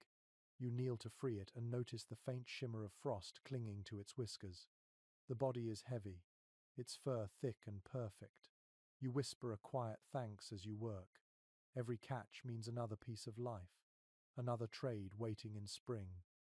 Back at the cabin, you hang the new pelts to dry beside the others. The smell of hide and smoke fills the air, strong but strangely comforting. You sit by the fire, cleaning your traps with slow, deliberate strokes. Each scar on the metal tells its own story, where the teeth of a bear once snapped, where the frost bent a spring beyond repair. In the journals of old trappers, they often wrote about their tools as if they were friends or rivals. A trap was more than iron, it was an extension of the man who used it. To lose one was to lose a part of yourself. You look at your own collection now, rusted, scarred, but loyal. The rhythm of the work soothes you. Brush, oil, sharpen, test. The faint metallic scrape fills the small space like music. You wipe your brow and smile faintly. Out here, skill is worth more than luck. As evening falls, you notice the red streak of sunset over the ridge, faint but beautiful. The light spills through the cracks in the shutters, washing the walls in gold. You stretch, feeling the ache of honest labor. The fever has left your limbs, replaced by a steadier warmth. You remember something an old man once said at a trading post. Every scar you carry is a lesson that did not kill you. You glance at the cuts across your knuckles, the half-healed burn on your wrist, and think how right he was. Each mark is proof that you learned something the hard way. You patch a hole in one of your gloves using sinew and a bit of fox fur. The thread pulls tight with a soft creak, and you trim the end with your knife. The smell of tanned hide mixes with pine smoke, earthy and familiar. You lean closer to the fire, letting the glow warm your face. Experts who study frontier life often note how repetition became its own form of sanity. Men found comfort in fixing what broke, in sharpening tools that might never be used again. You understand that now. The act itself is survival, a quiet defiance against decay. Outside, the night deepens. The cold presses against the walls, but inside your small circle of light, the world feels steady. You hang your traps in a neat row beside the door, their steel glinting in the firelight. Each one is ready for tomorrow, each one a promise of work and endurance. You settle into your furs, tired but content. The fire crackles softly, throwing tiny sparks upward. Your hands smell of iron and ash. As you close your eyes, you think about the delicate balance between hunter and hunted, builder and destroyer, man and mountain. The silence returns, deep and soft. But now it feels like a companion rather than a threat. You breathe slowly, letting the warmth seep into your bones. The scars, the traps, the small victories, they all belong to this life. And tonight, this life still belongs to you. The nights are longer now, stretching endlessly until you begin to wonder if the sun has forgotten you. The cold feels sharper too, creeping into your bones even when the fire burns high. You wake before dawn, the air so still that every breath sounds like breaking glass. Your body moves through the motions automatically, yet your mind drifts elsewhere, caught between memory and exhaustion. You sit by the fire, holding a cup of melted snow, watching the steam curl like ghosts through the cabin air. The days have begun to blend together, one into the next, until time itself feels circular. You cannot remember when you last saw a sky not colored by snow. Sometimes, when the silence grows too deep, your thoughts wander to warmer seasons. You picture spring, the melt of the river, the sound of birds returning, the grass bending under your boots. You imagine summer, when the mountain meadows explode with color, when even the wind smells alive. But it feels distant now, like something you once dreamed instead of lived. A letter from a fur trapper named Osborne Russell spoke of this same weariness. He wrote that during the worst months, men often talked aloud to themselves to remember the sound of their own voices. He admitted that sometimes he forgot what laughter felt like. You read his words long ago and had not understood them. Now you do. You pull your coat tighter and step outside. The cold bites instantly at your cheeks. The world is white in every direction, glowing faintly under the pale morning light. You walk a few paces away from the cabin, snow squeaking under your boots. The air is so clean it almost hurts to breathe. The mountains rise in the distance, their peaks hidden by cloud. You feel small before them, as if standing in the presence of something sacred and ancient. You understand why some of the old trappers called these ranges the cathedrals of silence. They demand reverence without words. Your breath fogs in steady rhythm as you make your way toward the edge of the ridge. There you stop and look out over the valley below. The frozen river gleams faintly through the snow, winding like a silver scar across the land. You close your eyes and listen. The sound of wind moving through the pines is soft, almost like whispering. For a moment, you feel at peace. Then the ache of solitude returns, heavy and slow. It settles behind your ribs, familiar but unwelcome.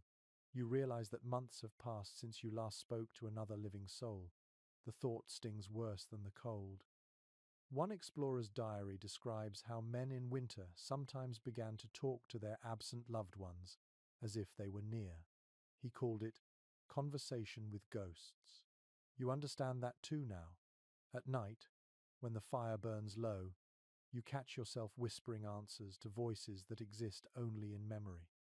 You return to the cabin and stir the fire back to life. The room fills with orange light, and shadows crawl across the walls.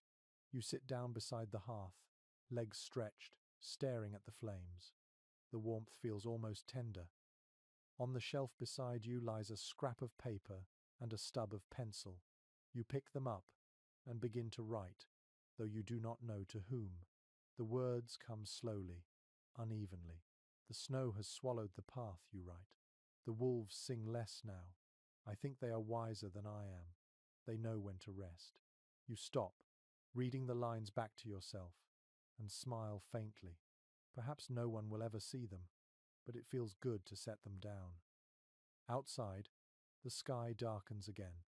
The sun barely lifts above the horizon before fading back into shadow. The mountains vanish into a blur of white and grey. You light another candle and continue writing, not about fear or hunger this time, but about the beauty hidden inside the struggle. Historians later wrote that many trappers became poets without meaning to. Their journals, rough and simple, turned into maps of emotion more than geography. You think about that as the pencil scratches softly over the paper. Words, like fire, keep the mind alive. When you finally stop, the candle has nearly burned out. The room glows with a faint, warm haze. You fold the paper and tuck it between the pages of your journal, then stretch your legs and lean back. The fire crackles quietly. Sleep comes slowly tonight. You dream again of summer, of walking barefoot through tall grass, of water so clear you can see the sky reflected beneath the surface. The air is warm in your dream, and for a few moments, you forget the weight of the cold world pressing at your door. When you wake, the fire has died down to a soft glow. The cabin feels still, the quiet thick enough to touch. You pull the furs around your shoulders and listen to the faint sigh of wind outside. The dream lingers a moment longer before fading. Tomorrow will be like today. The snow will still fall, the wind will still sing through the trees, and you will still rise to face it. Yet somehow, knowing that spring waits somewhere beyond the horizon feels enough. The thought alone is warmth. Morning creeps into the cabin as a faint grey glow behind the shutters. The wind has quieted, but the air holds a sharp, metallic chill. You sit up slowly, stretch your arms, and listen to the soft creak of the logs adjusting to the cold. The fire from the night before has died completely. A thin layer of frost glimmers on your blanket where your breath froze in the night. You rise, stiff but steady, and coax a spark back to life in the hearth. The warmth comes slowly, climbing through your fingers as the flames catch the dry wood. Soon the small space fills again with the familiar scent of pine smoke. It feels like company. Today will be a quiet day. The traps are set, the woodpile is full, and your food will last another week. For now, survival is not about labor but endurance. You decide to allow yourself a small comfort, a habit that the mountain men guarded like treasure, a drink, and a pipe by the fire. You take down the small bottle from the shelf. It is nearly empty now, a finger's width of amber whiskey sloshing at the bottom. The smell is sharp when you open it, and even before you drink, it warms you a little. You take a small sip, feeling the burn trail down your throat and spread through your chest. In the fur traders' journals, many wrote of these small indulgences. Whiskey and tobacco were more than luxuries. They were proof of humanity in a land that demanded the instincts of animals. One veteran trapper wrote that a man without smoke or drink loses his memory of the world beyond the trees. You believe him? You light your pipe carefully with a stick from the fire. The first draw fills your lungs with the sweet, woody taste of old tobacco. The smoke curls upward in lazy rings, drifting toward the roof before disappearing into the vent. You lean back and let the warmth and the haze carry you somewhere between wakefulness and rest. A book once written about the fur trade described how men made rituals out of small comforts, sharpening a knife, pouring the last drops of whiskey, or cleaning a rifle long after it was necessary. These gestures were acts of faith, reminders that the mind could still choose peace even when the world outside offered none. You feel that truth now, sitting in the glow of the fire, your breath mixing with smoke. The silence feels softer today, almost kind. You take another sip, slower this time, and close your eyes. The warmth loosens the tension in your shoulders. You think about the faces of the few men you have shared, drink and stories with the laughter echoing through a trading post, the way tired hands passed a bottle like it was holy. You wonder where they are now, if they too sit somewhere alone in the snow. On the small table beside you rests a pouch of dried tobacco leaves mixed with pine resin. It was a trick learned from an old Shoshone hunter who once traded you jerky for a hatchet. He said the pine resin added strength to the smoke and kept bad spirits away. You smile at the memory. Perhaps it was superstition, but it worked. You smoke until the room grows hazy, then set the pipe aside and add another log to the fire. The light deepens to orange, and the shadows on the walls stretch long and slow. The air hums softly with the crackle of burning sap. Some modern scholars believe that small rituals like these saved more lives than medicine or weapons. The mind, they argued, needs something to hold on to some rhythm that proves life continues. You think of this as you roll the bottle between your palms, feeling its cool glass against your skin. The quiet makes you reflective.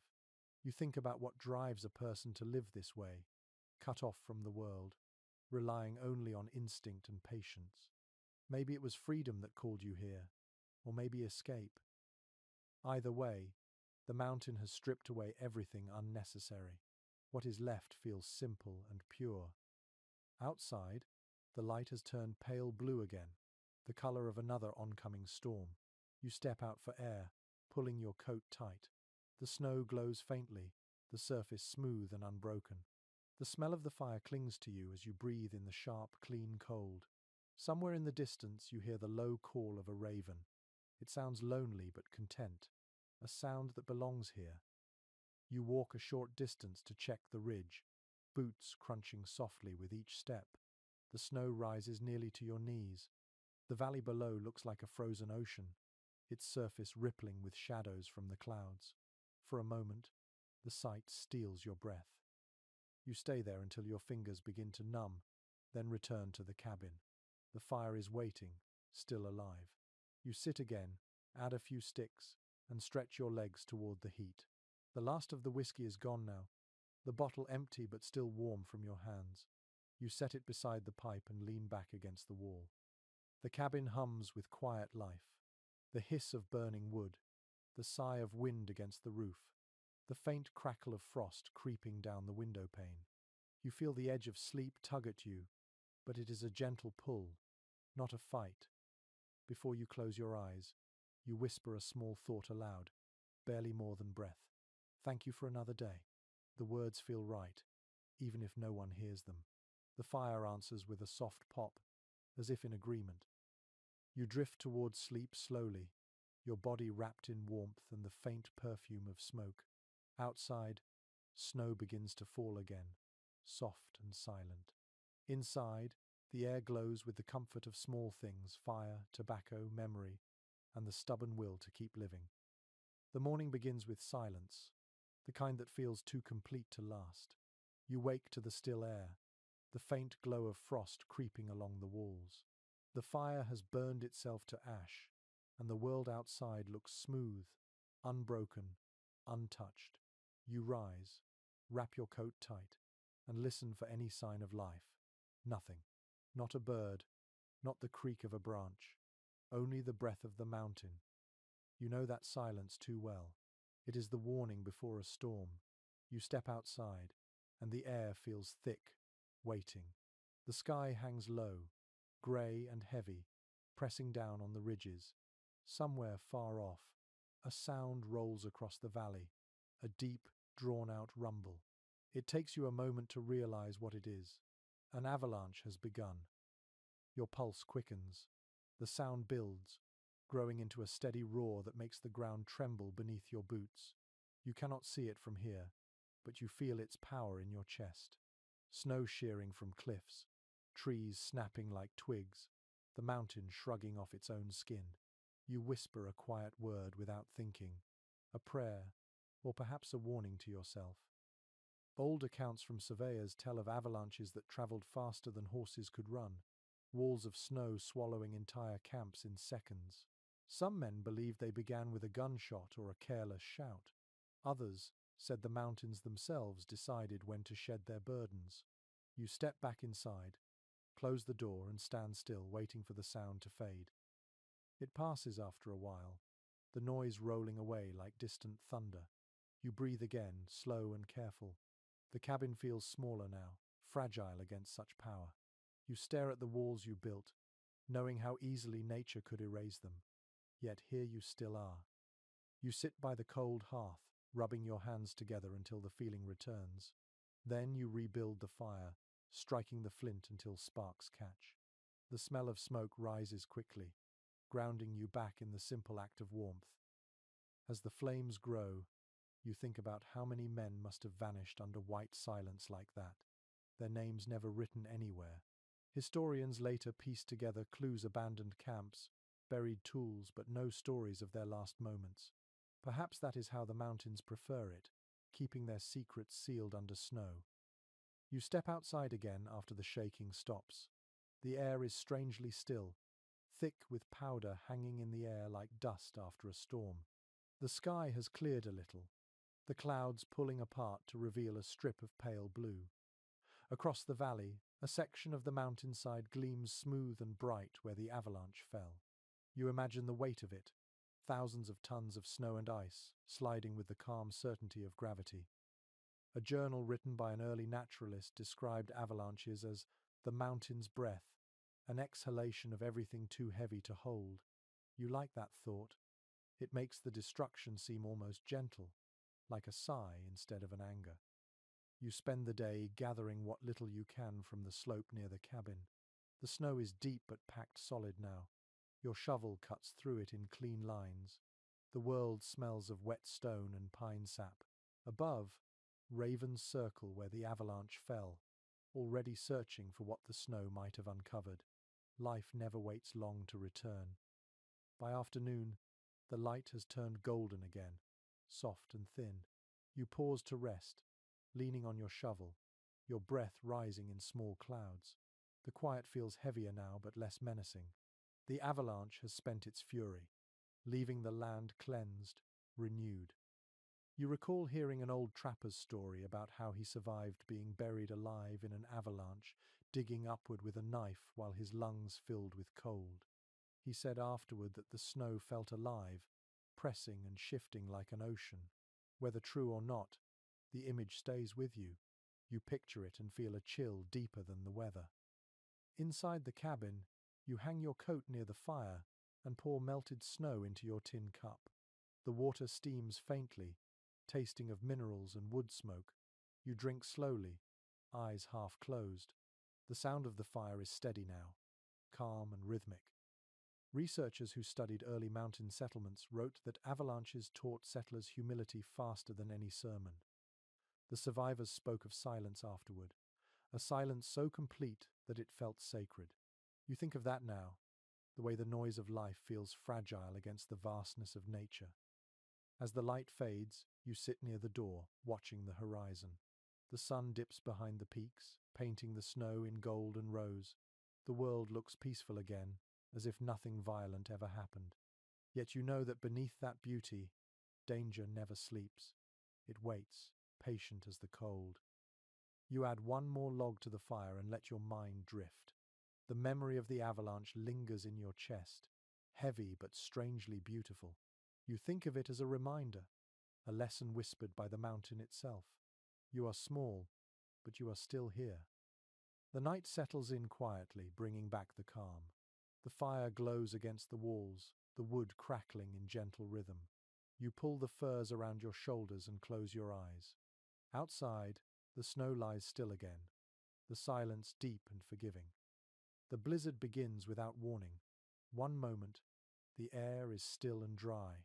The next, it is filled with spinning white. Snowflakes whip past the window so fast they blur into a solid sheet, erasing the world beyond your door. The wind moans through the trees, low and endless, like a great animal pacing outside. You brace the shutters and stuff fur into the cracks along the walls. The cabin groans, each gust pressing against it with heavy force. The sound fills every space, making conversation with yourself impossible. You move quickly, checking your supplies, tightening ropes, securing the roof poles with fresh knots. Trappers' reports from the early 1800s describe these storms as living things. One man wrote that a blizzard could feel like a herd of ghosts pushing against the sky. Reading those words once made you smile. Now they feel less poetic and more like truth. By nightfall, the world beyond the window has disappeared completely. There is no horizon, no sky, no ground, only motion. The snow roars past the cabin in relentless waves. The wind rattles the door latch as if testing your resolve. You sit near the fire, listening to it all, wrapped in your thickest coat. You remind yourself of the rules. Do not open the door once it seals with ice. Do not sleep too long at once. Keep the fire alive. You follow these commandments as though they were ancient scripture. The rhythm of survival keeps you anchored when reason begins to drift. You feed the flames one log at a time. Sparks leap upward, small and defiant against the dark. The smoke curls through the chimney, carried off by the storm's breath. Every few minutes you stand to check the walls, feeling for drafts, tightening the fur around the window seams. Inside the noise, time begins to dissolve. Minutes feel like hours, hours like days. You lose count of how long the wind has screamed. You measure its fury by how much wood remains in the pile. Each log burned is a small piece of safety turned to ash. An account from a fort west of here told of men trapped inside their cabins for 10 days without light. They melted snow over candle stubs for water and used rifle stocks for firewood by the end. You think about that story often, not with fear, but with respect.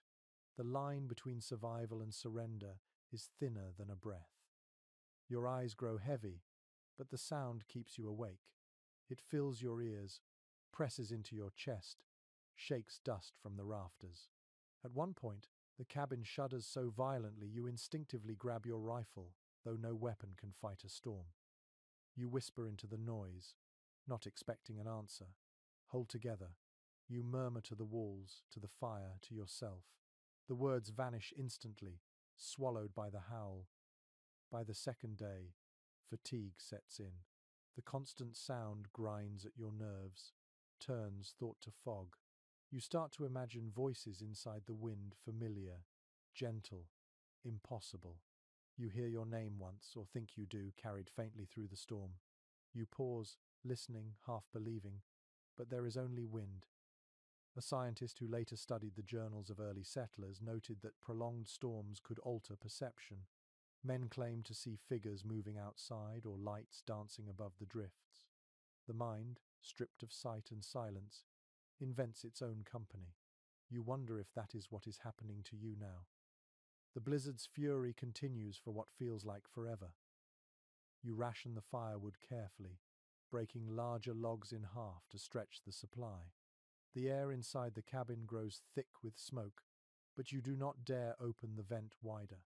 The outside air would snuff the flame in seconds. When the storm finally begins to weaken, it happens gradually.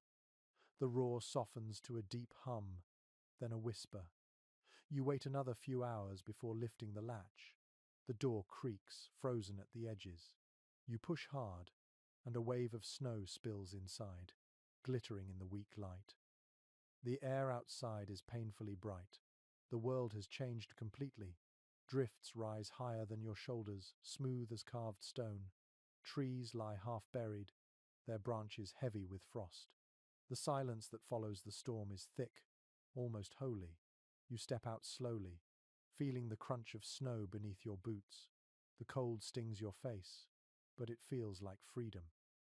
Historical accounts describe this same moment with reverence. After every great blizzard, there came a hush that no man could explain, a stillness so deep that even breath felt loud. You experience it now. The world holds its breath with you. You turn in a slow circle, taking it all in. Your cabin, half buried, looks like a mound of snow with smoke curling from its top. The valley stretches before you, transformed into a landscape of sculpted white. The sunlight reflects so fiercely that tears prick your eyes. You squint and laugh, the sound startling in the silence. You survived again, not through strength perhaps, but through persistence. That is the only kind of victory the mountains respect. You return to the cabin, brush snow from your shoulders, and sit once more beside the fire. The warmth feels deeper now, earned. The storm has taken much of your energy, but it has also left behind a calm that feels pure. As dusk falls, you watch the last light fade over the ridges. The snow outside glows blue, and the sky turns to velvet. You close your eyes for a moment, hearing only the soft crackle of fire and the faint sigh of settling snow. For the first time in days, there is no wind, no noise, no fear. In this fragile peace, you realize that silence is not always empty. Sometimes, it is the mountain's way of saying, "You may stay another night." The air after the blizzard feels hollow and clean. Each breath tastes of ice and pine. You step outside at dawn, boots sinking into a surface so smooth it feels wrong to disturb it. The sun peeks weakly over the eastern ridge, a pale disk behind drifting mist. For a moment you simply stand there, feeling the stillness of a world washed blank. Your cabin survived, though the roof leans a little, burdened with snow. You brush it off with a shovel, hearing the soft thud of each pile hitting the ground. The sound feels almost gentle after so much noise. You work slowly, careful not to slip. The cold stings your fingertips through your gloves. Inside, the fire burns low, whispering rather than crackling. You add a log, then sit back on your heels, taking stock of what remains. Supplies are thinning again. A few days of wood, some dried meat, a little salt. The storm ate time as easily as it did daylight. You begin to mend what the wind has broken. One shutter hangs loose, the hinge twisted. You straighten it with your knife and a small stone, tapping until it fits again. The rhythm of the sound is satisfying. Each fix feels like reclaiming a little order from chaos. Letters written by early mountaineers often spoke of this instinct, the compulsion to repair everything after disaster. One wrote that the smallest task gave the illusion of control, a thread of sanity stitched into the cloth of despair. You understand that now. It is not the storm itself that tests a person, but what comes after. You move through the cabin, inspecting each tool, each piece of gear. Your boots are cracked near the sole. You warm a strip of hide over the fire, soften it, and patch the tear with careful stitches. The thread creaks as it pulls tight. You hold the boot near the flame until the wax in the seams melts, sealing the gap. It feels sturdy again, and you allow yourself a small nod of approval. Next, you turn to the axe. Its handle has split slightly near the head. You carve a thin wedge from pine, slide it into the crack, and hammer it gently until the metal bites deep again. The smell of resin fills the room, sharp and sweet. The sound of wood meeting steel echoes softly, a rhythm that feels almost musical. A collection of explorer journals once described this constant cycle of breaking and mending as the pulse of mountain life. Everything falls apart, then is rebuilt. The beauty lies in the persistence, not the perfection. You think about that as you polish the blade with a strip of cloth, watching your reflection flicker in the metal. By midday, the sun climbs higher, though its warmth never truly reaches you. You step outside again, carrying a bundle of wet furs to hang near the smoke. The air smells fresh, the kind of freshness that only follows a storm. You hear a distant crack somewhere across the valley, the sound of ice breaking loose from a high ledge. The echo rolls long and low before fading back into stillness. You take a moment to breathe, closing your eyes. The wind is gone. In its place is something quieter, almost tender. For the first time in weeks, you sense the faintest hint of thaw. Tiny droplets of water slide from the edge of your roof, one by one, tapping against the snow below. A frontier record from a survey team mentioned how even a single drop of melting snow could lift a man's spirit after months of cold. It meant movement, life, the promise of change. You watch the drops fall, hypnotized by their rhythm. Back inside, you set to work repairing your coat. The seams near the shoulders have frayed from constant wear. You thread your needle with sinew, the motion steady, your hands remembering what to do without thought. The repetition is comforting. Outside, the light softens into gold. The world feels almost gentle again. Later, you sharpen your knife, the steel ringing quietly with each stroke. You oil the blade, wipe it clean, and set it down beside your traps, all neatly arranged. There is satisfaction in seeing them lined up, ready again, waiting for purpose. An anthropologist once wrote that mountain men were artisans disguised as wanderers. Their survival depended not on brute strength, but on the artistry of mending, building, and adapting. You smile at the idea. Out here, craft is prayer. Every repair is a small offering to endurance itself. As night approaches, you cook what remains of the smoked meat, mixing it with a handful of ground corn and melted snow. The smell fills the room, earthy and familiar. You eat slowly, savoring each bite, feeling warmth spread through your chest. The wind returns for a brief moment, brushing against the cabin like a sigh. It feels almost affectionate now, as if the mountain approves of your stubbornness. You chuckle softly, shaking your head. The fire burns bright again, light flickering across the repaired tools and patched clothing. You sit back, feeling the ache of the day settle into your bones, a good kind of tired. Outside, the sky turns indigo, and the first stars appear above the black line of the ridge. You take a deep breath, feeling the scent of smoke and pine fill your lungs. The cabin creaks, settling with the temperature drop. Everything feels steady again, at least for now. Before sleep, you whisper quietly to the darkness, a promise to yourself. You will keep fixing, keep patching, keep mending, no matter what else the mountain takes. The fire answers with a soft pop, and the cabin glows with a steady, living warmth.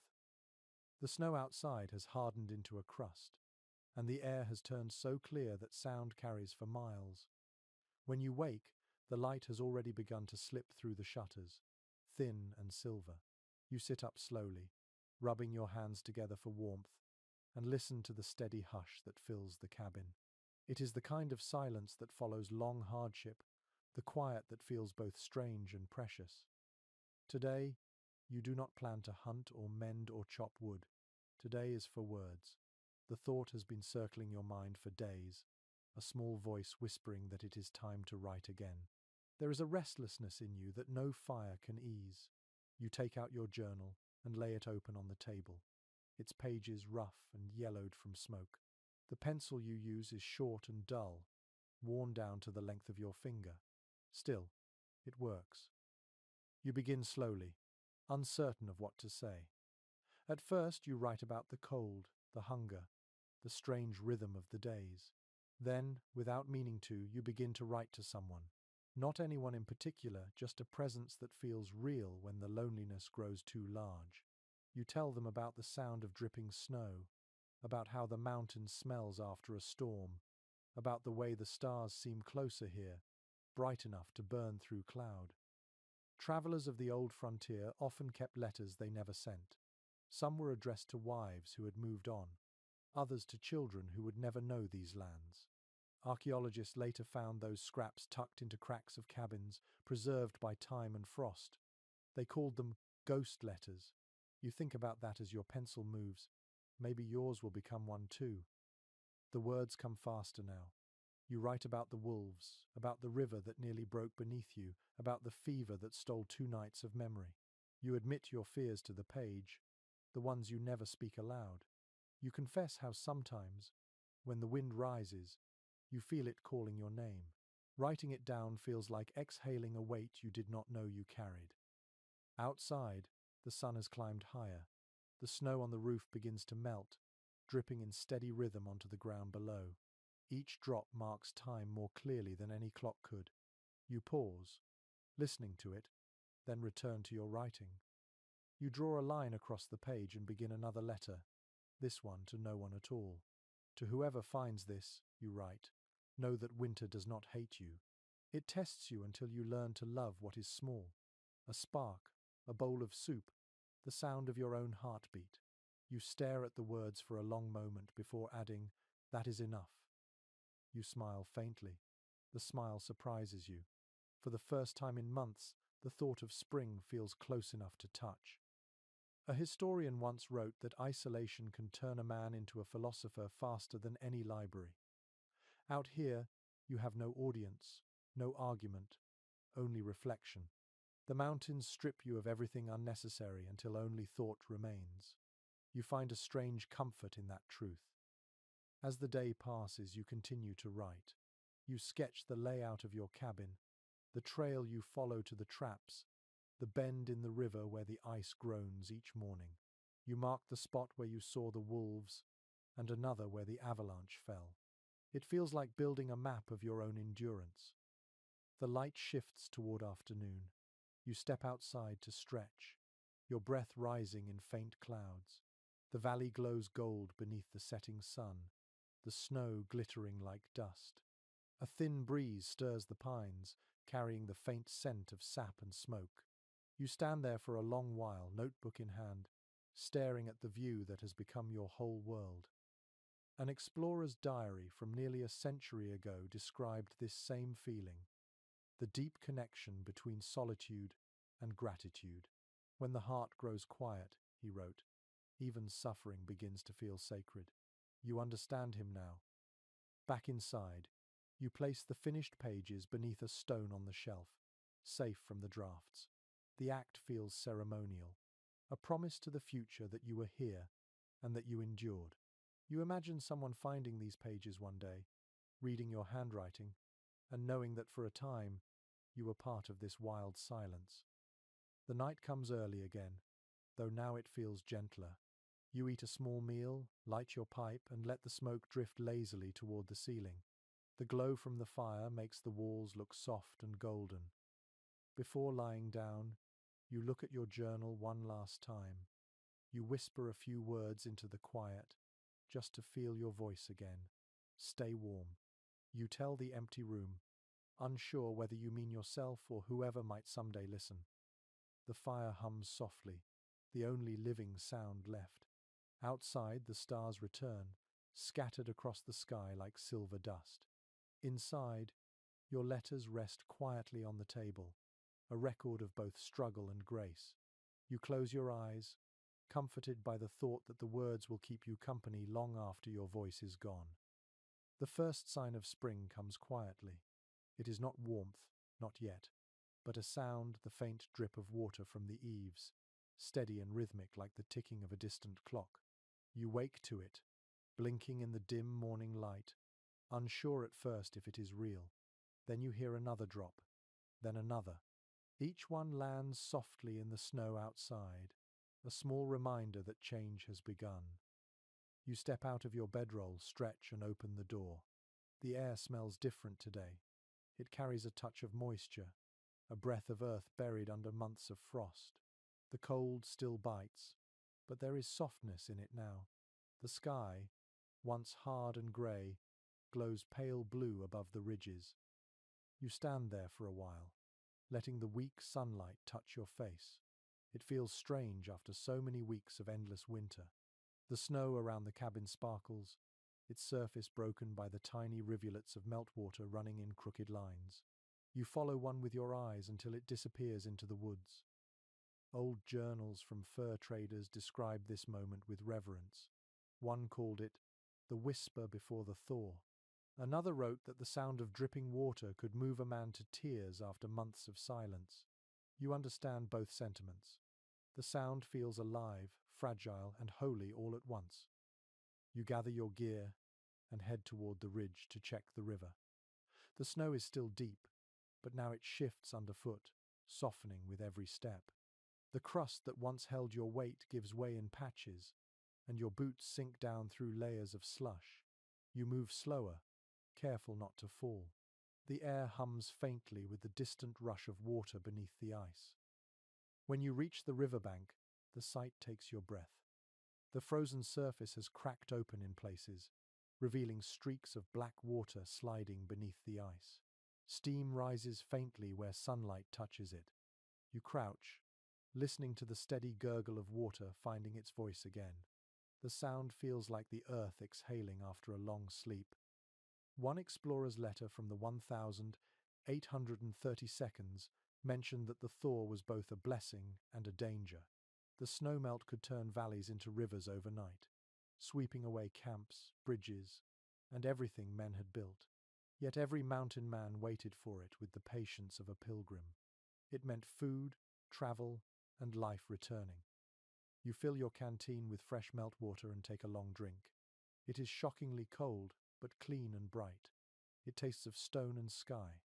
As you wipe your mouth, you notice the first signs of color near the bank, a patch of dark moss, a tiny sprig of green pushing through the thawing mud. It looks impossibly delicate, yet certain. You smile without meaning to. Months of white, and now this single green thread feels like proof that the world still remembers how to begin again. The walk back to your cabin feels lighter. The snow crunches less with each step, and the air warms enough that you loosen your collar. When you reach the clearing, you pause to look at the roof, glistening wet under the weak sun. Drops fall steadily from its edge, tapping the earth like rain. Inside, the air smells faintly of damp wood. You add a small log to the fire, though you no longer need it as much. The warmth feels symbolic now, more comfort than necessity. You sit by the hearth, drying your gloves, listening to the distant sound of dripping outside. Records from early trading forts tell that spring always arrived unevenly. Some mornings felt like mercy, others like mockery. A single cold wind could undo days of thaw. You decide not to trust the weather fully yet, but hope is a habit hard to resist. As afternoon stretches on, you walk out to your traps, not to hunt but to check for damage. The snow there has begun to sag and separate. You find one trap rusted, another half buried in slush. You clean them carefully, rubbing oil into the metal with a scrap of cloth. Even that small act feels like preparation for life returning. When you finish, you climb a short rise and look out over the valley. Thin threads of smoke rise from somewhere far away, another trapper, maybe a small camp thawing out after the same long sleep. The sight fills you with a quiet ache of connection. You raise your hand in a gesture no one will see. Evening arrives with a golden hue you have not seen in months. The light spills through the trees, turning the snow to silver and the air to honey. You sit outside the cabin, back against the wall, watching the horizon glow. The air hums softly with melting snow and the faint rush of distant water. Scholars who studied these early mountain lives often wrote that spring marked not just survival but transformation. Winter stripped away everything, leaving only endurance. Spring returned color to the soul. You feel that truth now, deep and sure. You close your eyes and let the sounds wash over you, the dripping water, the soft wind, the crack of ice surrendering to warmth. You think of all the months behind you, of the storms, the sickness, the fire that never failed you. You realize you have become something quieter, steadier. As darkness falls, you go inside, your heart lighter than it has been in a long time. The fire burns low, gentle and steady. You write one short line in your journal before sleep takes you. The mountain breathes again, and so do I. Outside, the thaw continues, slow and certain, a rhythm older than memory. Inside, you rest with the same peace, knowing you have lived to see the world begin again. The air has changed again. The snow still lies heavy in the shadows, but the valleys hum with the faint rush of meltwater. When you step outside this morning, the air smells wet and wild, like stone that has just remembered rain. The sunlight spills gently across the clearing, soft enough that you close your eyes to feel it. You stand quietly for a moment, listening. The world is no longer silent. The river murmurs in the distance. Small birds call from the pines, and the snow drips steadily from every branch. It feels like a conversation you have been waiting months to hear again. You walk down toward the stream, rifle across your shoulder, more out of habit than need. The snow gives way beneath your boots, slushy and uneven. In some places, the ground is already visible, slick with mud and dotted with bits of moss. The sun catches the wet earth, releasing a scent that makes you dizzy with recognition. Records kept by the old fur companies often noted this part of spring as the most dangerous and the most beautiful. The thaw freed everything trapped by ice, the rivers, the soil, even the secrets the snow had kept buried. You think about that as you move along the edge of the water. At first you see nothing unusual. Then, near the bend, something dark catches your eye. You step closer, careful of the soft ground. Half buried in slush lies a torn piece of fabric, old and faded. You kneel, brushing it free, and realize it is part of a coat, stiff with frost. Beneath it, you glimpse the curve of a bone. You stay still for a long time, staring. It could be an animal, but the shape is wrong. You know what you are looking at. Someone who did not make it through the winter has returned to the surface. The journals of explorers speak often of such discoveries. They wrote that the mountains take lives without cruelty or malice, simply through indifference. The thaw always reveals those who lost the bargain. You bow your head for a moment, not out of fear but respect. You cover the remains again with a blanket of pine branches. Then you take a strip of bark and carve a small cross into it with your knife. You press it into the ground nearby, not as a monument but as acknowledgement. Out here, remembrance is the only kind of burial most receive. As you stand, the sound of rushing water grows louder. The river has begun to break open fully, the ice cracking and folding over itself in deep, thunderous tones. You step back quickly as a slab splits apart near the bank, the current pulling it downstream. The sight is both terrifying and beautiful, the power of nature waking from sleep.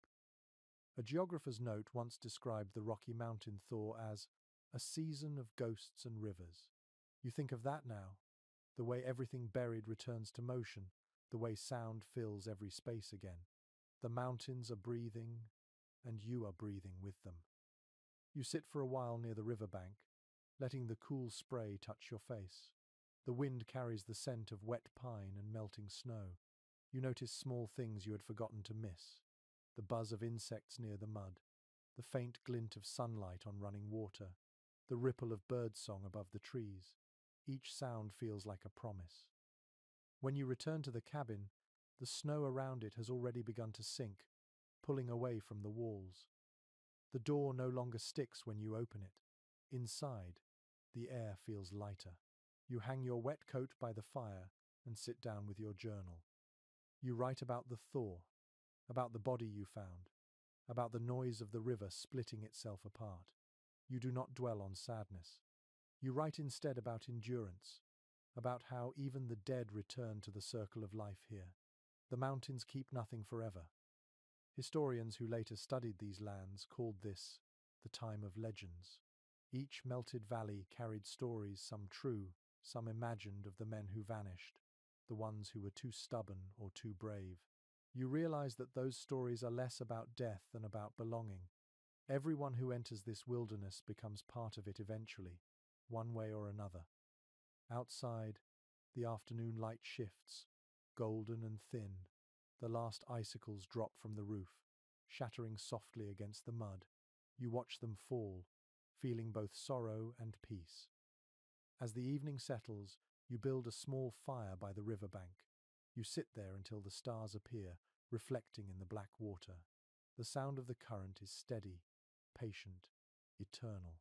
You whisper a few words into the dark, a farewell for whoever lies beneath the snow and for every name that time will forget. The flames flicker low, and you close your eyes. The air carries both cold and warmth now, as if the world is balancing between two breaths. The mountain does not mourn, it renews. You feel that rhythm inside your chest, slow and deep, and you know you are part of it. When you finally stand to return home, the moon is rising behind the peaks, silver light touching the river. The water moves steadily onward, carrying pieces of ice and memory toward the plains below. You watch it for a moment longer, then turn toward the faint glow of your cabin window, ready to rest. The nights grow shorter now, though they are still cold. When you wake, the sky already carries a faint warmth, a streak of pink stretching above the peaks. You step outside and stand for a while in the doorway, watching the light creep over the snow. The world no longer feels like a cage of ice. It feels like something exhaling, slow and forgiving. The ground near the cabin is wet and soft, dotted with patches of dark soil. You kneel and press your hand to it. It is cold, but alive. You can feel the pulse of water beneath, running toward the river. You smile, a small, quiet thing. You survived. You begin to move through the morning with a sense of calm. The tasks are simple now. Checking what remains, packing what can travel, mending the few things that still matter. The traps will soon be stored for another season. The cabin will wait in silence until next year. Letters left by early trappers often spoke of this part of the year with both relief and sadness. They wrote that when the snow melted and the passes opened, the mountains felt emptier somehow. The struggle had been the company, the challenge, the only conversation. You understand that truth now. You walk down to the river one last time. The ice is gone, replaced by dark, swift water flashing under the morning sun. Birds flutter in the trees, and you hear the distant echo of a woodpecker somewhere on the far ridge.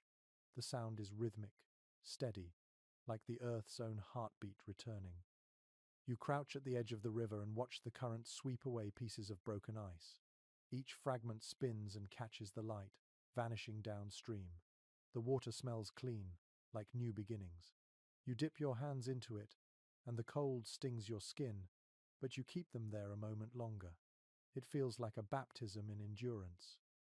One explorer wrote that leaving the mountains each spring was harder than surviving their winters. They had become home, in a way only hardship can make a place feel sacred. You think about that as you stand, the wind tugging gently at your coat. You look up at the peaks, now gleaming white against the wide sky. You will miss this silence, this measure of your own strength. Back at the cabin, you sit for a long time by the fire. The flames are smaller now, burning just enough to warm your hands. The walls around you are stained with smoke and lined with memories.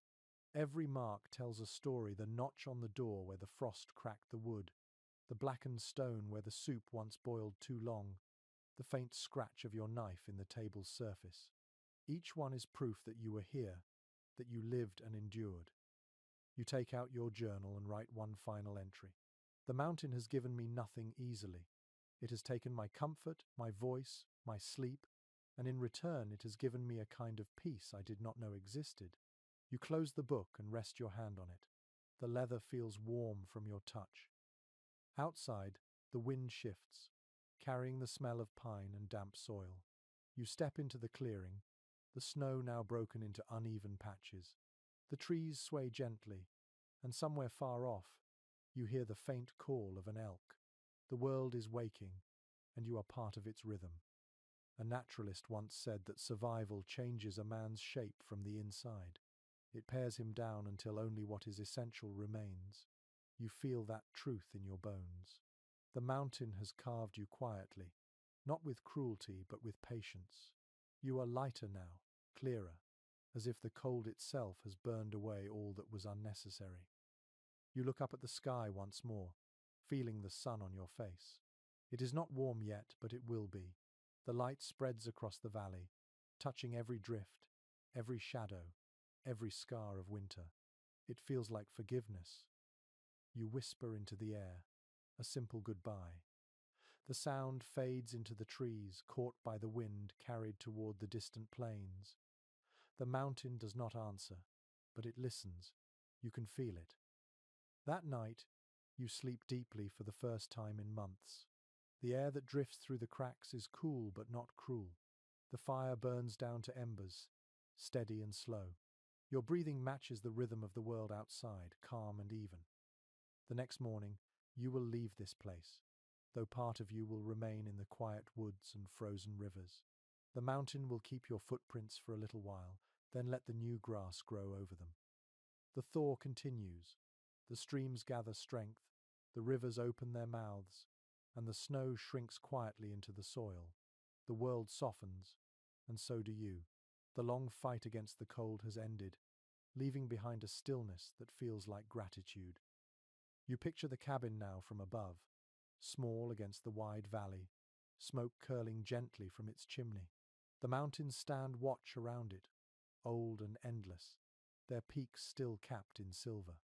The air hums faintly with life-returning water, wind, and the slow unfurling of green. You let your mind drift with the river, carried downstream past ridges and forests. Each bend reveals something new, the shimmer of sunlight on melting ice, the flight of a hawk tracing circles in the bright air, the quiet song of the earth reawakening. You breathe it in, slow and full. The struggle fades. The fear that once lived in your chest loosens its grip. What remains is calm, an understanding as deep as the mountains themselves. You see now that survival is not victory over nature but a conversation with it. Every fire, every breath, every heartbeat was an answer whispered back to the cold. The world grows dim again, the light softening to twilight. The last thing you hear before sleep is the river, steady and patient, moving toward places you will never see. Its sound wraps around you like a lullaby, and the silence that follows is gentle, endless, and kind. Sleep well, traveler. The mountains are at rest, and so are you.